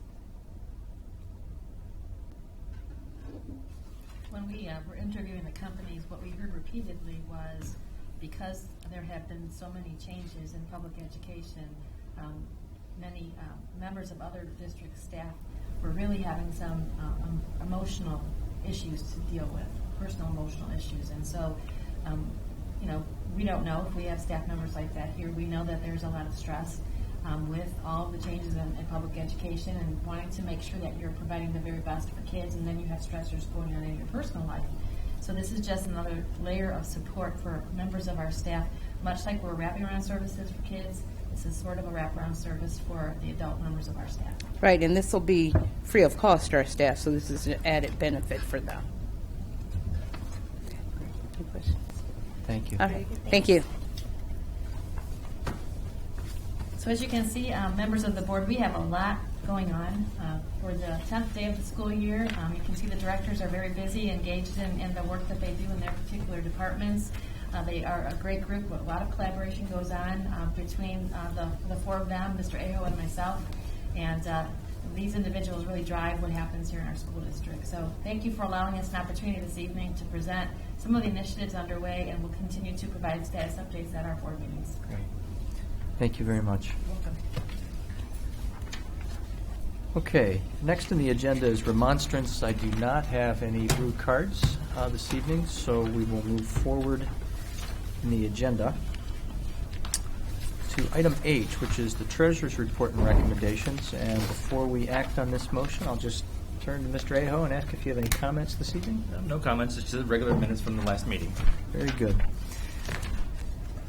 So the item for consideration is agenda item H1. Resolved that the Twinsburg Board of Education approves the following meeting minutes, the regular meeting of August 19, 2015, which was sent to the board under separate cover. Is there a motion for this item, please? So moved. Moved by Ms. Davis. A second? Second. Second by Mr. Felber. Any discussion on this item? Roll call, please. Mrs. Davis? Yes. Mr. Felber? Yes. Mrs. Kane Griswold? Yes. Mrs. Turl Waldron? Yes. Mr. Stuver? Yes. And that one item passes 5-0. Next on the agenda are action items for personnel. Without objection, I will read items I, 1, 2, and 3 together, consent agenda. Resolved that the Twinsburg Board of Education accepts the certificated or licensed personnel and or contract recommendations detailed in the attached Exhibit I-1 as per the dates, terms, and other applicable conditions specified pending satisfactory ORC background checks. Item I-2, that the Board of Education accepts the classified personnel and or contract recommendations detailed in the attached Exhibit I-2 as per the dates, terms, and other applicable conditions specified pending satisfactory ORC background checks. And item I-3, that the Board of Education accepts the supplemental contract recommendations detailed in the attached Exhibit I-3 as per the dates, terms, and other applicable conditions specified pending satisfactory ORC background checks. Is there a motion for these three agenda items? Moved by Mr. Felber. A second? Second. Second by Ms. Turl Waldron. Just to note that earlier we had one change in the agenda that was approved, which was to add to Exhibit I-3 the addition of our basketball coach recommendation tonight, which is for boys varsity basketball, Mr. Philip Schmuck. So are there any other comments regarding these, Mrs. Powers? Mr. Stuber, I would like to just say a couple of things about my recommendation for the new head varsity boys basketball coach. It has been a very interesting past couple of months as we've searched for the very best candidate to fill a spot that's been held for so many years and in such a great way by Coach Pacey. And he was a great coach. And what was amazing to me is as we were interviewing these candidates repeatedly, the candidates, when they were asked about our program here at Twinsburg High School, had nothing but the utmost respect for Coach Pacey and what he has done for the athletics in total, but also for the basketball program here at the high school. So that said a lot about his reputation across the state, and especially for the individuals that we interviewed. But we had an interview committee that was comprised, obviously, of administrators. Mr. Fantone led the committee, but also we had parents of current basketball players. And we also had individuals who run or are part of the youth basketball program here in town who have a vested interest in making sure what happens at the high school will have an impact on the younger kids that enjoy recreational basketball. And so through lots and lots of interviews and seconds and third interviews, Mr. Phil Schmuck has risen to the top. And I'm just going to read a portion of the media release, which will go out this evening to our media friends. It says, Phil Schmuck comes to Twinsburg from Maple Heights High School, where he served as varsity boys basketball coach since 2007. During his tenure at Maple Heights, he helped rebuild and change the basketball culture and compile a winning record, including conference and sectional championships. Schmuck was selected Coach of the Year by the News Herald Northeast District MAC 8 Conference, Greater Cleveland Coaches Association, Lake Erie League, and Sugar Land Valley Conference. Prior to his work in Maple Heights, Coach Schmuck worked as a classroom teacher in Richmond Heights and Amherst and served as the head basketball coach for both of those districts. we are very delighted. Coach Smook is super excited. Wished he could be here. We'll have an opportunity for you to meet him when the high school has their presentation in 2 weeks. And he will be on campus beginning next week. Next week begins practice sessions for the winter sports season. I can't believe it already. So open gyms and such. So we welcome him to being a Tiger, and we look forward to him having some great conversations with Coach Pacey. He knows Coach Pacey. Coach Pacey knows Phil Schmook, and I think there is a respect between both coaches. It's going to be a nice transition. And our parents on the committee were excited about the opportunity to have him come to Twinsburg. So looking forward to basketball season this year. It's going to be some great times for our kids. Thank you. You're welcome. Any other comments on these agenda items? Roll call, please. Mr. Felber? Yes. Mrs. Turl Waldron? Yes. Mrs. Kane Criswell? Yes. Mrs. Davis? Yes. Mr. Stuver? Yes. Those three items pass 5-0. Next on our agenda is new business under agenda item J.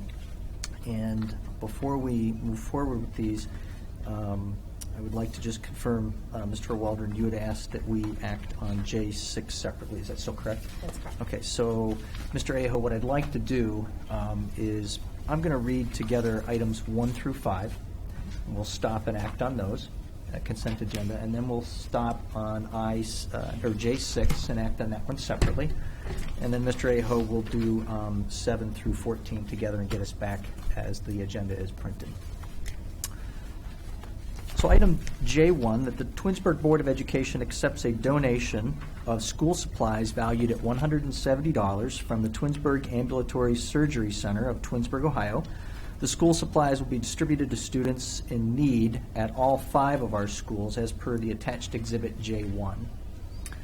Item J2, that the Board of Education directs the superintendent to approve on an as-needed basis an expulsion appeal hearing designee for the Board of Education for the 2015-2016 school year, that being Ronald Victor, at the hourly rate of $150 plus mileage at 55 cents per mile. This is a general fund expense and was sent to the board under separate cover.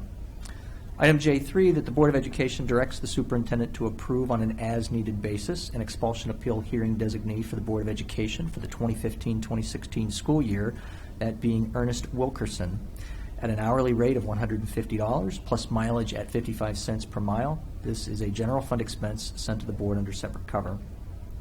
Item J4, that the Board of Education approves the attached listing of items to be deleted from inventory, which is exhibit J4. And J5, that the Board of Education approves the attached agreement with Frontline Technologies Group for the use of recruiting and HR file system called Applitrack, per the terms, conditions set forth in the agreement, which was sent to the board under separate cover. Is there a motion for these 5 agenda items, please? So moved. Moved by Ms. Davis. A second, please. Second. Second by Mr. Felber.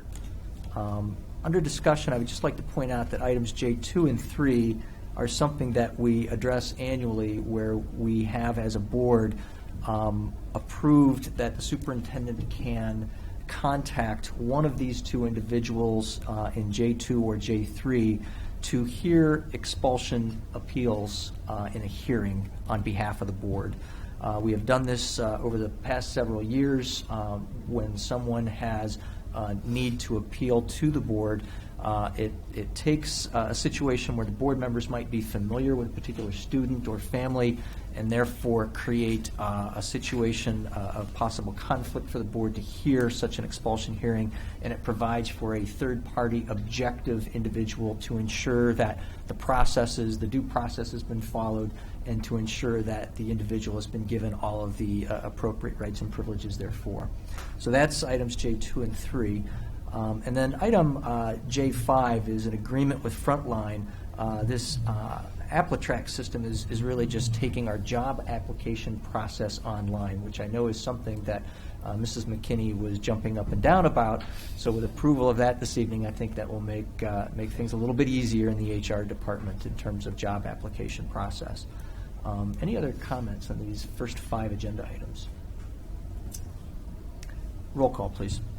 Mrs. Davis? Yes. Mr. Felber? Yes. Mrs. Kane Criswell? Yes. Mrs. Turl Waldron? Yes. Mr. Stuver? Yes. And those 5 items pass 5-0. Next on our agenda is item J6. Resolved that the Twinsburg Board of Education approves the gymnastics facility use agreement with Gym World of Twinsburg, Ohio, for the use of the gymnastics facility for the Twinsburg High School gymnastics team from November 1st, 2015 through March 1st, 2016, as per the terms, conditions set forth in the agreement, which was sent to the board under separate cover. Is there a motion for this agenda item, please? So moved. Mr. Felber with a motion. Is there a second, please? Second. Second by Ms. Davis.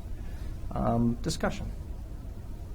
I just had some questions on the participation end of it. Do we know what kind of numbers we're looking at for the current year coming up? How many athletes we anticipate? Sure. I talked to Mr. Fantone this afternoon. Last year's team was 7. He believes that the freshman class will bring the team up to at least 15, perhaps 20 girls. Okay. And of course, we aren't underway for winter sports yet, so this is a projection based on a meeting he had last spring with students when he was still at the middle school. Okay, good. Because that was one of my biggest concerns. I know through the 80s and 90s we had 15 to 20, and like 2011 there were like 21, and just the significant drop. I just wanted to make sure that we're making sure that we spend our dollars wisely and looking at the programs. Because one of the concerns is because of the facility usage, it does, the gymnastics girls are ending up paying $325, which I believe is probably the highest.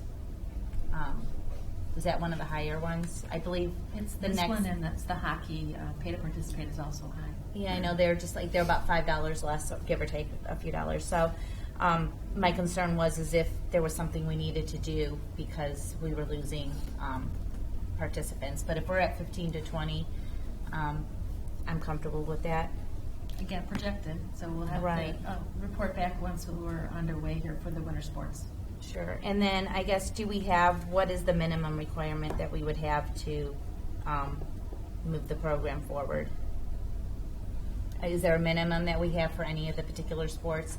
For example, I know there was some discussion with girls golf or something that there weren't a lot of girls last year, but I know this year we did have an increase. So, right. I think what we have to do, our projections are based on an average as far as the pay to participate fees go. It needs to be a team that we can field, but then again, we may have individual girls who, and I know we do have a girl that doesn't participate with our girls at the gym in Twinsburg, but she still competes. So it's hard to say, Kathy. Up to this point, we haven't taken any of our OHSAA sports offline because we have students who want to come out and participate.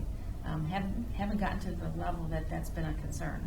And according to Brian Fantone, he doesn't project that to be the case in the coming year. Right.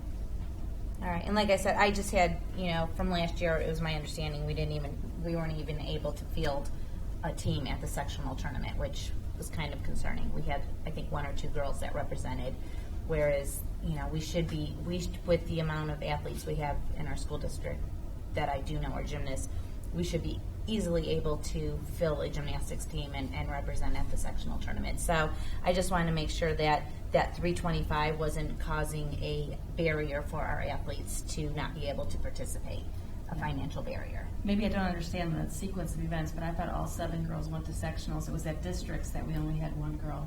It was my And that was understanding on the the sectional VFR tournament, we were very low on numbers when I took the meet referee, but that was my understanding. But regardless, I just wanted to make sure that we as a board are giving every child the opportunity that we can, and if that particular number was creating a barrier for our athletes, I wanted to at least talk about it, because I do know that, in the years past, I know when Kate and I did gymnastics, years ago for Twinsburg, we did work out at the schools, and it is something that a lot of school districts do, and it is an option. So if that was hindering our level of participation, I was open and willing to have the conversation as to how we could potentially bring it back into our facilities and maybe, decrease that fee so that we could, get more participation. So, but if we feel that, we're going to be in the higher numbers and the students are comfortable with that $325, I'm comfortable with it.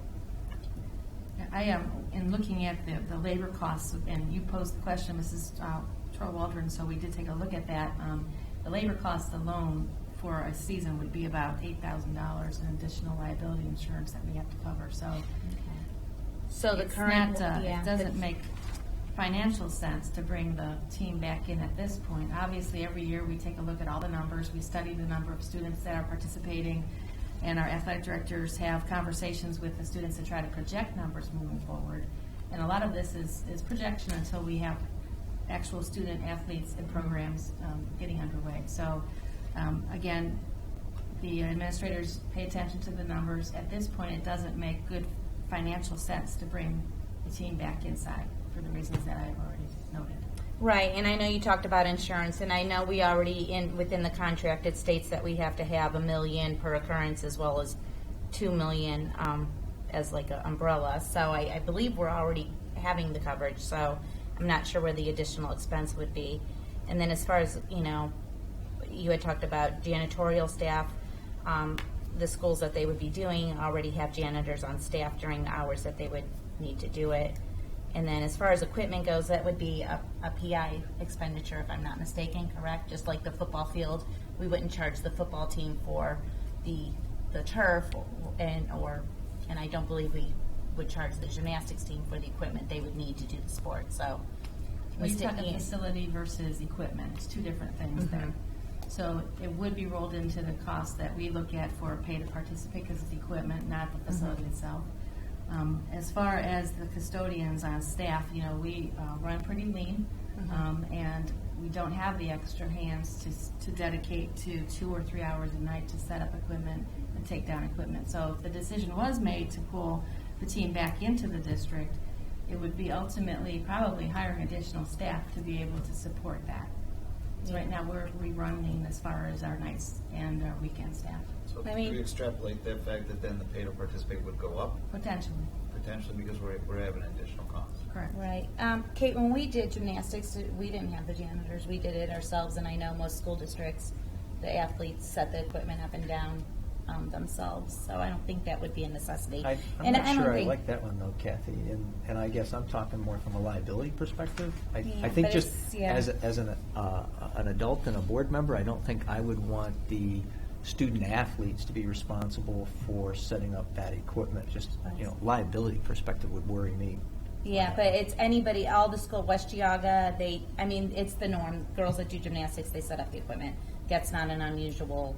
And I'm not saying, I'm fine with this. I was concerned about the numbers. It looks like we're going to be okay, so we don't have to, beat a dead horse. But like I said, if that was part of the problem, I would be open to having that discussion. It sounds like they had at least a minimum of 7, and then from the preseason meeting, potentially upwards of 15 plus. So I think that's a good sign. That is a very good sign, and I'm glad to hear that. So okay, good.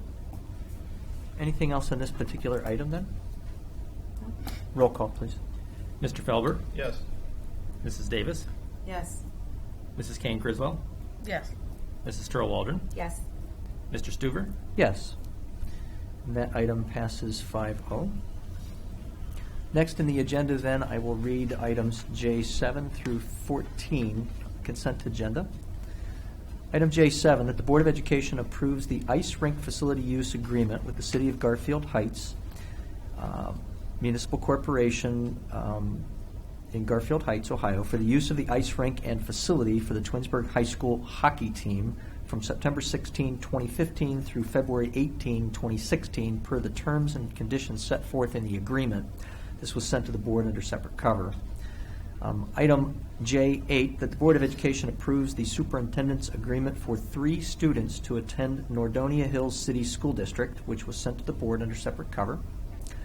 Item J9, that the Board of Education approves an addendum to the contract with Therapy in Motion for the 2015-2016 school year to provide speech therapy services for students at the rate of $90 an hour, which was sent to the board under separate cover, and this is a general fund expense. Item J10, the Board of Education approves the settlement agreement, release and waiver for special education services for 1 student provided at the Lawrence School for the 2015-16 school year in the amount not to exceed $20,000. This is a general fund expense and was sent to the board under separate cover. J11, that the Board of Education approves an increase in the following classified substitute hourly rates. The position of custodian janitor, the current rate is $9.40. Proposed hourly rate is $10.50. The position of bus driver, the current hourly rate is $12.25. The proposed hourly rate is $15.59. Again, these are substitute hourly rate recommendations. Item J12, that the Board of Education establishes the long-term substitute custodian janitor hourly rate at $13.70. This rate will apply to the long-term substitute positions of 30 days or longer. Item J13, that the Board of Education approves the receptionist, attendance, and residency officer pilot job description per the attached exhibit J13. And finally, J14, that the Board of Education approves the TSSA salary schedule addendum for the receptionist, attendance, and residency officer pilot per the attached exhibit J14. Is there a motion for these agenda items, please? So moved. Moved by Ms. Davis. A second? Second. Second by Ms. Turl-Waldron. Under discussion for this, I'll just go back to the beginning and note that the ice rink is a combination of dollars that are paid for by the district and then also dollars that are paid for by the parents of the hockey team, and the contract is the same as last year. The item J8, the 3 students to attend Nordonia Hills City School District are children of Twinsburg residents who happen to be employed in the Nordonia City Schools School District. And in Nordonia, the children of those employees are eligible to be enrolled in the Nordonia schools, and this particular item authorizes the superintendent to release those students to be educated in Nordonia at the schools. The substitute rates under J11 and 12, I just want to note that this was something that I discussed with the superintendent. Our district, as we've been advised, had some very low substitute rates, which was causing some difficulty in locating subs for these positions that are noted here, the custodian, janitor, bus driver, and the long-term position. So we asked and received some data on these positions, and the proposed hourly rates put us closer to the average compared to other nearby districts. So we are by no means at the top of the subscale when it comes to these hourly rates, but it certainly makes us a little more competitive. It should make it a little bit easier for our district to find substitutes for these positions when they are so needed. Mrs. Powers, I would like to ask, I know we've talked about this, but I think you'll do a better job with J13 and 14 helping us understand this change in the job description. Sure. So when we were affiliated with the Summit County Educational Service Center, both our attendance officer and our residency officer were employed through the Summit County Educational Service Center. We have switched affiliations now to Cuyahoga County, and in doing so, we have the need to fill this position. On top of that, the lady that used to take care of our attendance needs retired at the end of the school year, so it was kind of natural that we would be looking for a person to fill that position. We have an employee who is currently with us who has an interest in the court system, who has an interest in helping kids get to school when they should be at school, pays attention to things in the community. And so we are setting this particular position up as a pilot for this 1 year. This particular individual will be relieved from some of her current responsibilities to be able to assume the role of attendance and residency officer. It is a pilot for the year, and there's an affiliated salary schedule. This has been vetted through Mr. Nash of TSSA and his executive board, and we have the approval of that group. And the reason it's a pilot is this is kind of uncharted territories. Typically, the school district contracted out for these services. Now we're bringing them in. We have to make sure that, A, we have capacity to be able to do this position well, and also there's going to be an impact on this employee's current place where she is currently working, and we have to make sure that we can fill that need moving forward. So it's a pilot. I think it's a great opportunity for this member of our staff who has an interest in this kind of work, and we certainly do need this kind of a position filled, so I appreciate your consideration. The other thing I wanted to mention, Board, just so we can clear up any misunderstanding, is J9. The reason why we're contracting out for speech services, typically we have teachers on staff that take care of that. We have a speech person who has recently had a child and has been out for a while now, and Mrs. Trapphagen has done a yeoman's job of trying to find a qualified substitute. Couldn't find somebody. We already have a contract with Therapy in Motion, and so they're able to provide us a substitute. So this is really it's not a full-time position. This is to fill a need in the short term. Our teacher will be back soon, but we have students that need services based on what their IEP says, so this bridges that gap. And I think as we discussed, Mrs. Powers, the caseload at the buildings where this position is affecting is determining the need for this. You and I talked about, can people shuffle around, and the answer was you already looked at that, and therefore the need for the sub, and therefore the need for this particular agreement. So, correct. Any other discussion on these 8 items? I was just going to say quickly, the bus driver, it looks like a significant increase in sub pay, but as I think you pointed out, makes us competitive with the other districts, and it'll bring bus drivers to us. And as a parent, I know I definitely appreciate that because it'll make the pickup times more consistent. I know sometimes there's been times where the buses have been very late because trying to get somebody to pick up our children and getting us up, but I think we're going to see a change too as far as the parents and the students, as far as not sitting around waiting around for when we have a sub for 15-20 minutes, and it'll bring in, I'm sure, a better quality of bus drivers to our district. And I think what the difference says to me was when Mr. Welker presented this was just how low our current sub rate is. I don't think I realized the scale of what other districts were paying and the difficulty that was causing for finding subs. And I remember your investigation, you all said this wasn't unique to Twinsburg. Every district struggles with transportation, with subs. Yeah, there's definitely a shortage of bus drivers, especially with their school bus endorsement. And if you don't have a school bus endorsement, it takes about 1 to 2 months to get that endorsement with training that's paid for by the employee themselves. So it's there's definitely a shortage of supply. And as you said, it's common across the board. It's not Twinsburg. Our buses are clean. Okay, any other discussion on these items? Roll call, please. Mrs. Davis? Yes. Mrs. Turl Waldron? Yes. Mrs. Kane Criswell? Yes. Mr. Felber? Yes. Mr. Stuver? Yes. Those 8 items pass 5-0. Next on the agenda is one very unique item. This resolution in the agenda is J15. I will read this. Whereas the Twinsburg City School District is a participating member of the Ohio High School Athletic Association, and whereas the Twinsburg City School District therefore has agreed to the rules and regulations promulgated by the OHSAA, it is therefore resolved as follows. The operation of unmanned aerial vehicles, UAVs, commonly known as drones, is prohibited on Twinsburg City School District premises during district-sponsored contests, including scrimmages and previews, practices, and activities under the auspices of the Ohio High School Athletic Association. District officials may deny admission or entry to anyone attempting to use a UAV until the event has been completed, and any exceptions to this regulation must be approved in advance by the superintendent. Is there a motion for this one agenda item? Moved by Mr. Felber, a second? Second by Ms. Kane Criswell.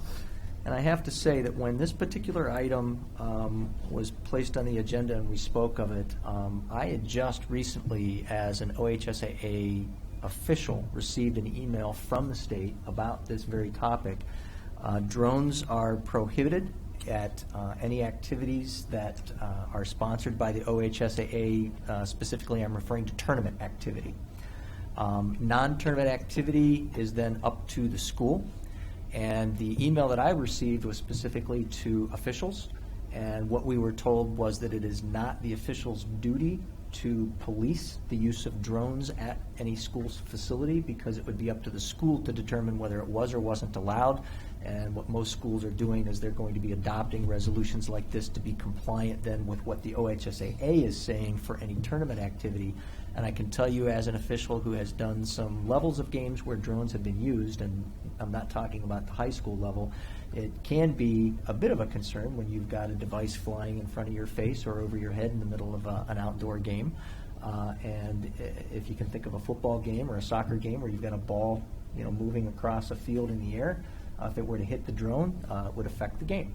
So basically, the state is saying that for tournament activities, drones are not permitted, and what most schools are doing is then adopting a similar resolution. And that's what this is saying, that for our games, we are not going to be permitting the use of the the drones. Mrs. Powers, did I hit that well You enough? captured that pretty well. This has been a buzz around high schools and school districts conversation this late summer. Paul's an athletic director in Aurora. This has been a conversation over the dinner table at my house. And in fact, the city of Aurora is passing an ordinance to prohibit drones flying over any school district property. And so they're taking it a step further. I did have a conversation with Chief Noga. He's interested in seeing what Aurora is going to hopefully ultimately pass there. And so, again, it's trying to maintain the game. And if you have things flying over your head, it causes annoyances and distractions. So this language would prohibit the use of drones over our stadium or over any of our facilities where we have kids in play. Very good. Any other questions or comments? Roll call, please. Mr. Felber? Yes. Mrs. Kane Criswell? Yes. Mrs. Davis? Yes. Mrs. Stroh Waldron? Yes. Mr. Stuver? Yes. And that item passes 5-0. Next on the agenda, I will read together items J 16, 17, 18, and 19 consent agenda without objection from my colleagues. Item J 16, that the Board of Education approves an agreement with Roth Brothers of Youngstown, Ohio, in the amount of $16,987.98 for preventative maintenance on roofing system components at the Twinsburg High School, the R.B. Chamberlain, George G. Dodge Intermediate, Samuel Bissell Elementary, and Wilcox Primary, and the Administration Building, as sent to the Board under separate cover. This expense will be paid for with the permanent improvement funds. Item J 17, that the Board of Education approves the contracts with Tyco Simplex Grinnell of Strongsville, Ohio, in the amount of $20,940 for fire alarm maintenance and sprinkler inspections at the Twinsburg High School, R.B. Chamberlain, Dodge Intermediate, Bissell Elementary, and Wilcox Primary, as sent to the Board under separate cover. This expense will be paid for with the PI funds. Item J 18, that the Board of Education approves change orders from Perrin Asphalt and Concrete of Akron, Ohio, for paving at the Twinsburg High School, R.B. Chamberlain Middle, Wilcox Primary, at a cost not to exceed $2,800. Change order number 6 addresses the repair of 2 catch basins at the high school. Change order number 7 addresses additional subgrade issues at Wilcox Primary School, as well as provides for a credit for striping at the high school bus parking lot. And change order 8 provides a credit for unused allowances provided for in the original contract. This is a permanent improvement expenditure. And finally, J19, that the Board of Education authorizes the Director of Business Services to sell bus number 1, which has been determined to be no longer needed for school purposes. The bus will be posted on an online auction site called Bus Movers and More out of Euclid, Ohio. The net proceeds of the sale will be returned to the PI fund. Is there a motion for these 4 agenda items, please? So moved. Moved by Ms. Kane Criswell, a second. Second by Ms. Davis. I think on J 16, just annual roof maintenance. It's the same contract that we had last year, if I'm correct, Mr. Welker. And then 17 is maintenance for the fire alarm system, where I believe this is an example of your shrewd negotiating skills, where we trimmed $12,000 from what it could have cost. Do you have any further comments on these 2 items, Mr. Walker? So the roof maintenance agreement, we actually added an additional preventive maintenance visit at no additional cost. So we have an end of the fall PM visit, which preps our roofs for the winter season, and then beginning of spring to repair damages from the winter. So we added that component at no additional cost to the district. And Tyco, we're saving over 30% compared to last year. The paving change orders, those are our final change orders for paving. We wound up finishing that project $10,000 under budget. So, is that the clarification on the credit language? Yeah, that's. I see expenditure and I see credit and expenditure. Yeah, so there's 3 change orders there. The first one is addressing the catch basins at the high school. Second one is addressing some additional subgrade issues at Wilcox, but then we did less striping than anticipated on our bus parking lot, so we received a credit for that. And then we had a number of allowances that we were frugal on to make sure that, so we wound up saving money on our overall contract, and we got those allowances back credited to our account, or to the contract. Any other comments on these 4 agenda items? The only comment I have before we vote, Mr. Welker, is when I trade my Honda in at the end of the year, I'd like to take you with me to help negotiate the new car deal. Roll call, please. Mrs. Kane Criswell? Yes. Mrs. Davis? Yes. Mrs. Turl Waldron? Yes. Mr. Felber? Yes. Mr. Stuber? Yes. Those 4 items pass 5-0. And finally on the agenda, the last item under Agenda J is the negotiated agreement with the Twinsburg Education Association. Item J20, that the Board of Education approves and adopts the negotiated agreement between the Board and the Twinsburg Education Association, or TEA, for the period of September 1st, 2015 through August 31st, 2018, as sent to the Board under separate cover. Is there a motion for this one agenda item, please? So Moved by Mr. Felber, a second? Second. Second by Ms. Turl Waldron. I have prepared some remarks to help summarize what this agreement means to the district. During the past 6 months, our administrative team and representatives of the TEA met on several occasions to present proposals and negotiate a new collective bargaining agreement, which is also known as a CBA. As is typical with this process, to reach an agreement, both sides present items for consideration, and neither side can obtain everything that they desire, and therefore both sides must be willing to listen and to find compromise on these issues. The result is a proposed agreement that will extend through August 31st, 2018. Last week, the TEA ratified this agreement, and the next step is for this board to take the appropriate action this evening, which is the motion that is currently on the table for consideration. In our district, compensation and benefits for all of our employees makes up approximately 87% of our annual budget, and thus the consideration of a new collective bargaining agreement is of great importance. I believe this CBA is a fair agreement and consists of compromise that's been reached by both sides of the table. So here's a summary of the topics that are within the agreement. There are many procedural or language-related issues that have been modified in this agreement, and as is typical in the negotiation process, the language or administrative topics are resolved first, and then the serious conversation regarding compensation and benefits takes place. The recommendation before the board this evening includes a 1.5% raise to the base salary component for each of the next 3 years. In addition, there is an annual stipend to be paid of 1%, and then 0.75%, and then 0.5% during each of the next 3 years of the agreement. And it should be noted that this is a stipend, which is an annual one-time payment that is not added to and will not compound with the employee's salary as per the salary schedule. There are no changes in this agreement that are being made to the step index. During the life of this agreement, the employee health care premium contribution will increase from 10% to 13%. The last agreement saw the employee contribution increase from 6 to 10%.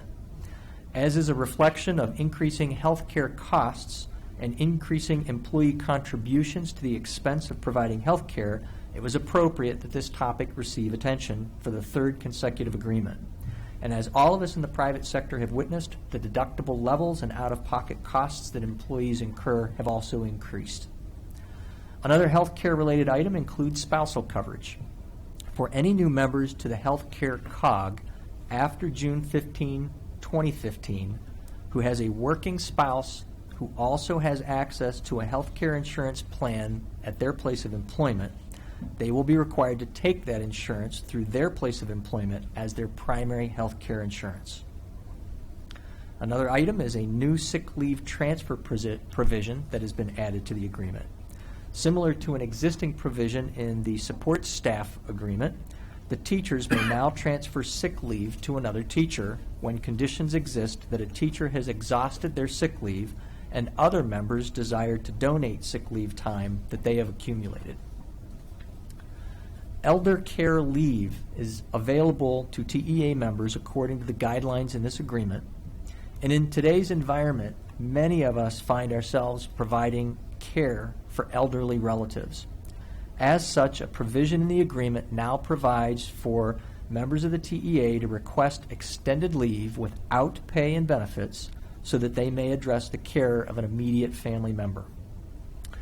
In an effort to promote consistency, a new provision added to the agreement includes the requirement that all teachers maintain a classroom webpage on the district's website and make use of the district's progress book tool as the primary means to track student progress, assignments, and grades.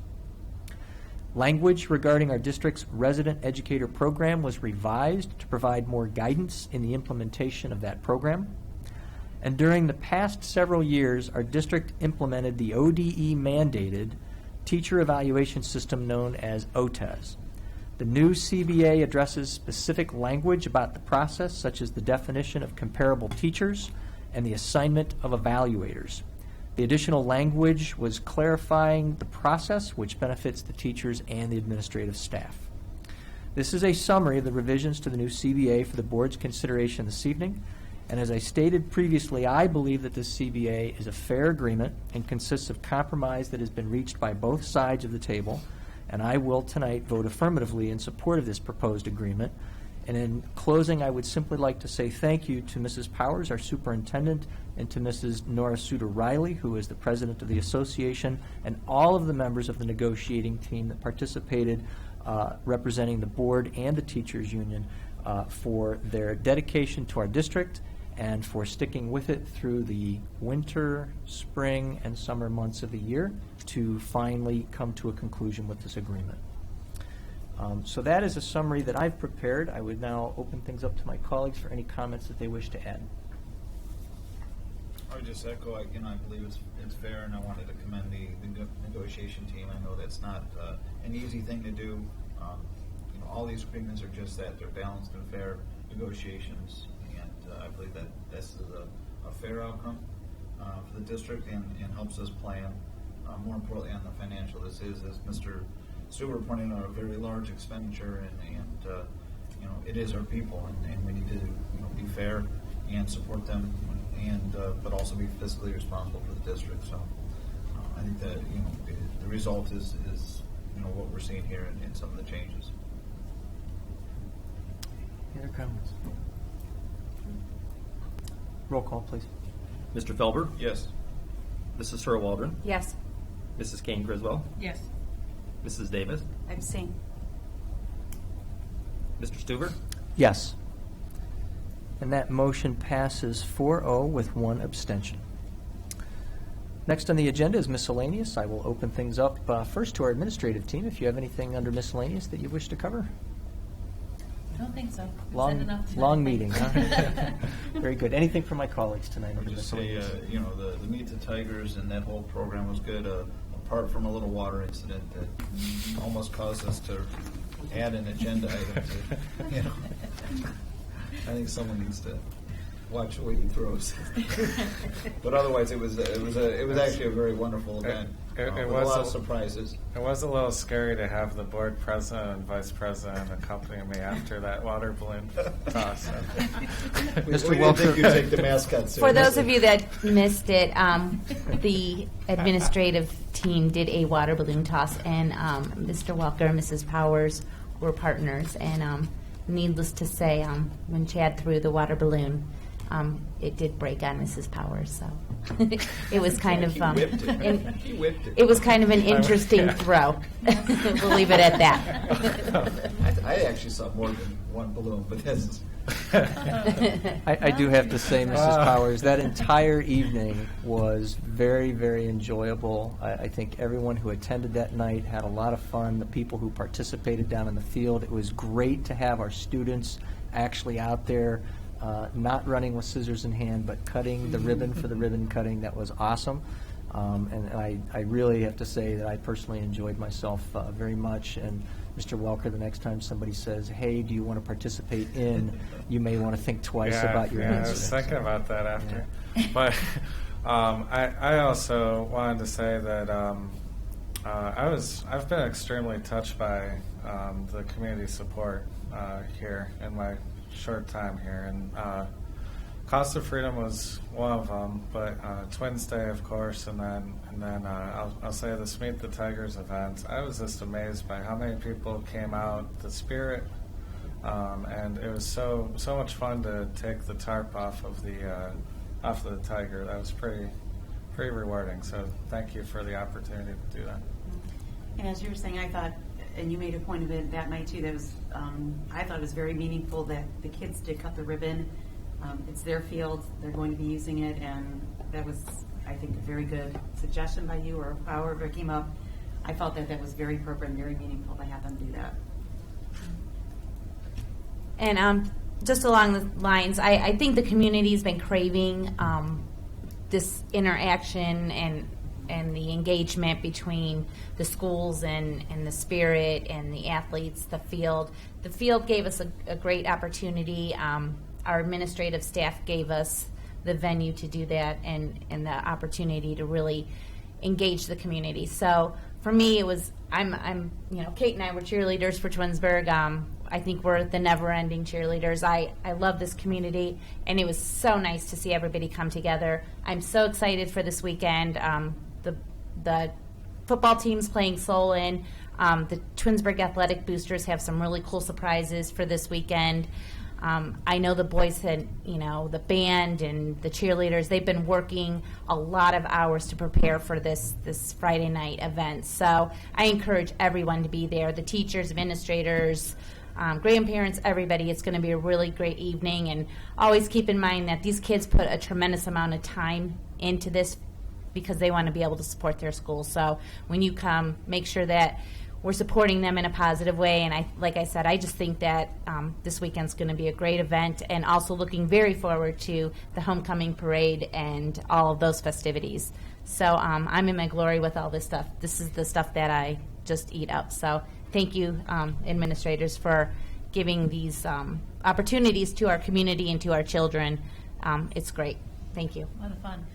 Just one other thing. This afternoon, we were chatting about the game, and a lot of plans are in place to make sure that everything is safe. I just want to let the community know that we've now installed a gate at the top of the hill on the access road going from the pool area down past the stadium. That road is going to be shut off from about 5:30 until the game is over and the fans are gone. So if you have taken into parking back behind RBC, if you do that, if you get in before 5, just know you're not going to be able to move your car. So that's a safety feature we've put into place just to make sure that our kids and our fans are safe. And the last thing is, this afternoon I had a chance to call Joe Jasny, our friend at the VFW, and I have invited him and the VFW to every home game raise the American flag, and he is delighted by the opportunity. He said that used to be a tradition, and for some reason it went away. And he said he'll be there, and he said he always gets there early. So we're excited to greet him on Friday night and the members of VFW Post 4929. So that's great. It's going to be a great night. And that's all I was going to say is plan accordingly, get there early, be safe in the parking lot, and it's going to be pretty crowded, so just be careful too there. Very good. Anything else under miscellaneous? We do have need for an executive session tonight. I will make the motion that the Board of Education enters into executive session at 9:30 p.m. to discuss employment, discipline, and compensation of public employees as per Board of Education Policy 0166A, and to discuss specialized details of security arrangements where disclosure might reveal information that could be used for the purpose of committing or avoiding prosecution for violation of the law as per Board of Education Policy 0166G. Is there a second for this agenda item to move to executive session? Second. Second by Ms. Davis. Just a note, there is no action planned after this executive session. Roll call, please. Mr. Stuver? Yes. Mrs. Davis? Yes. Mrs. Kane Criswell? Yes. Mrs. Turl Waldron? Yes. Mr. Felber? Yes. That motion passes 5-0. Thank you to everyone who stayed the distance tonight. Have a good evening. The board will now move to executive session. Yeah. You're going to give them 2 votes. Yeah. I get so used to calling you last. It is like, I know. Wait a minute. I tricked you on that, You did. didn't I?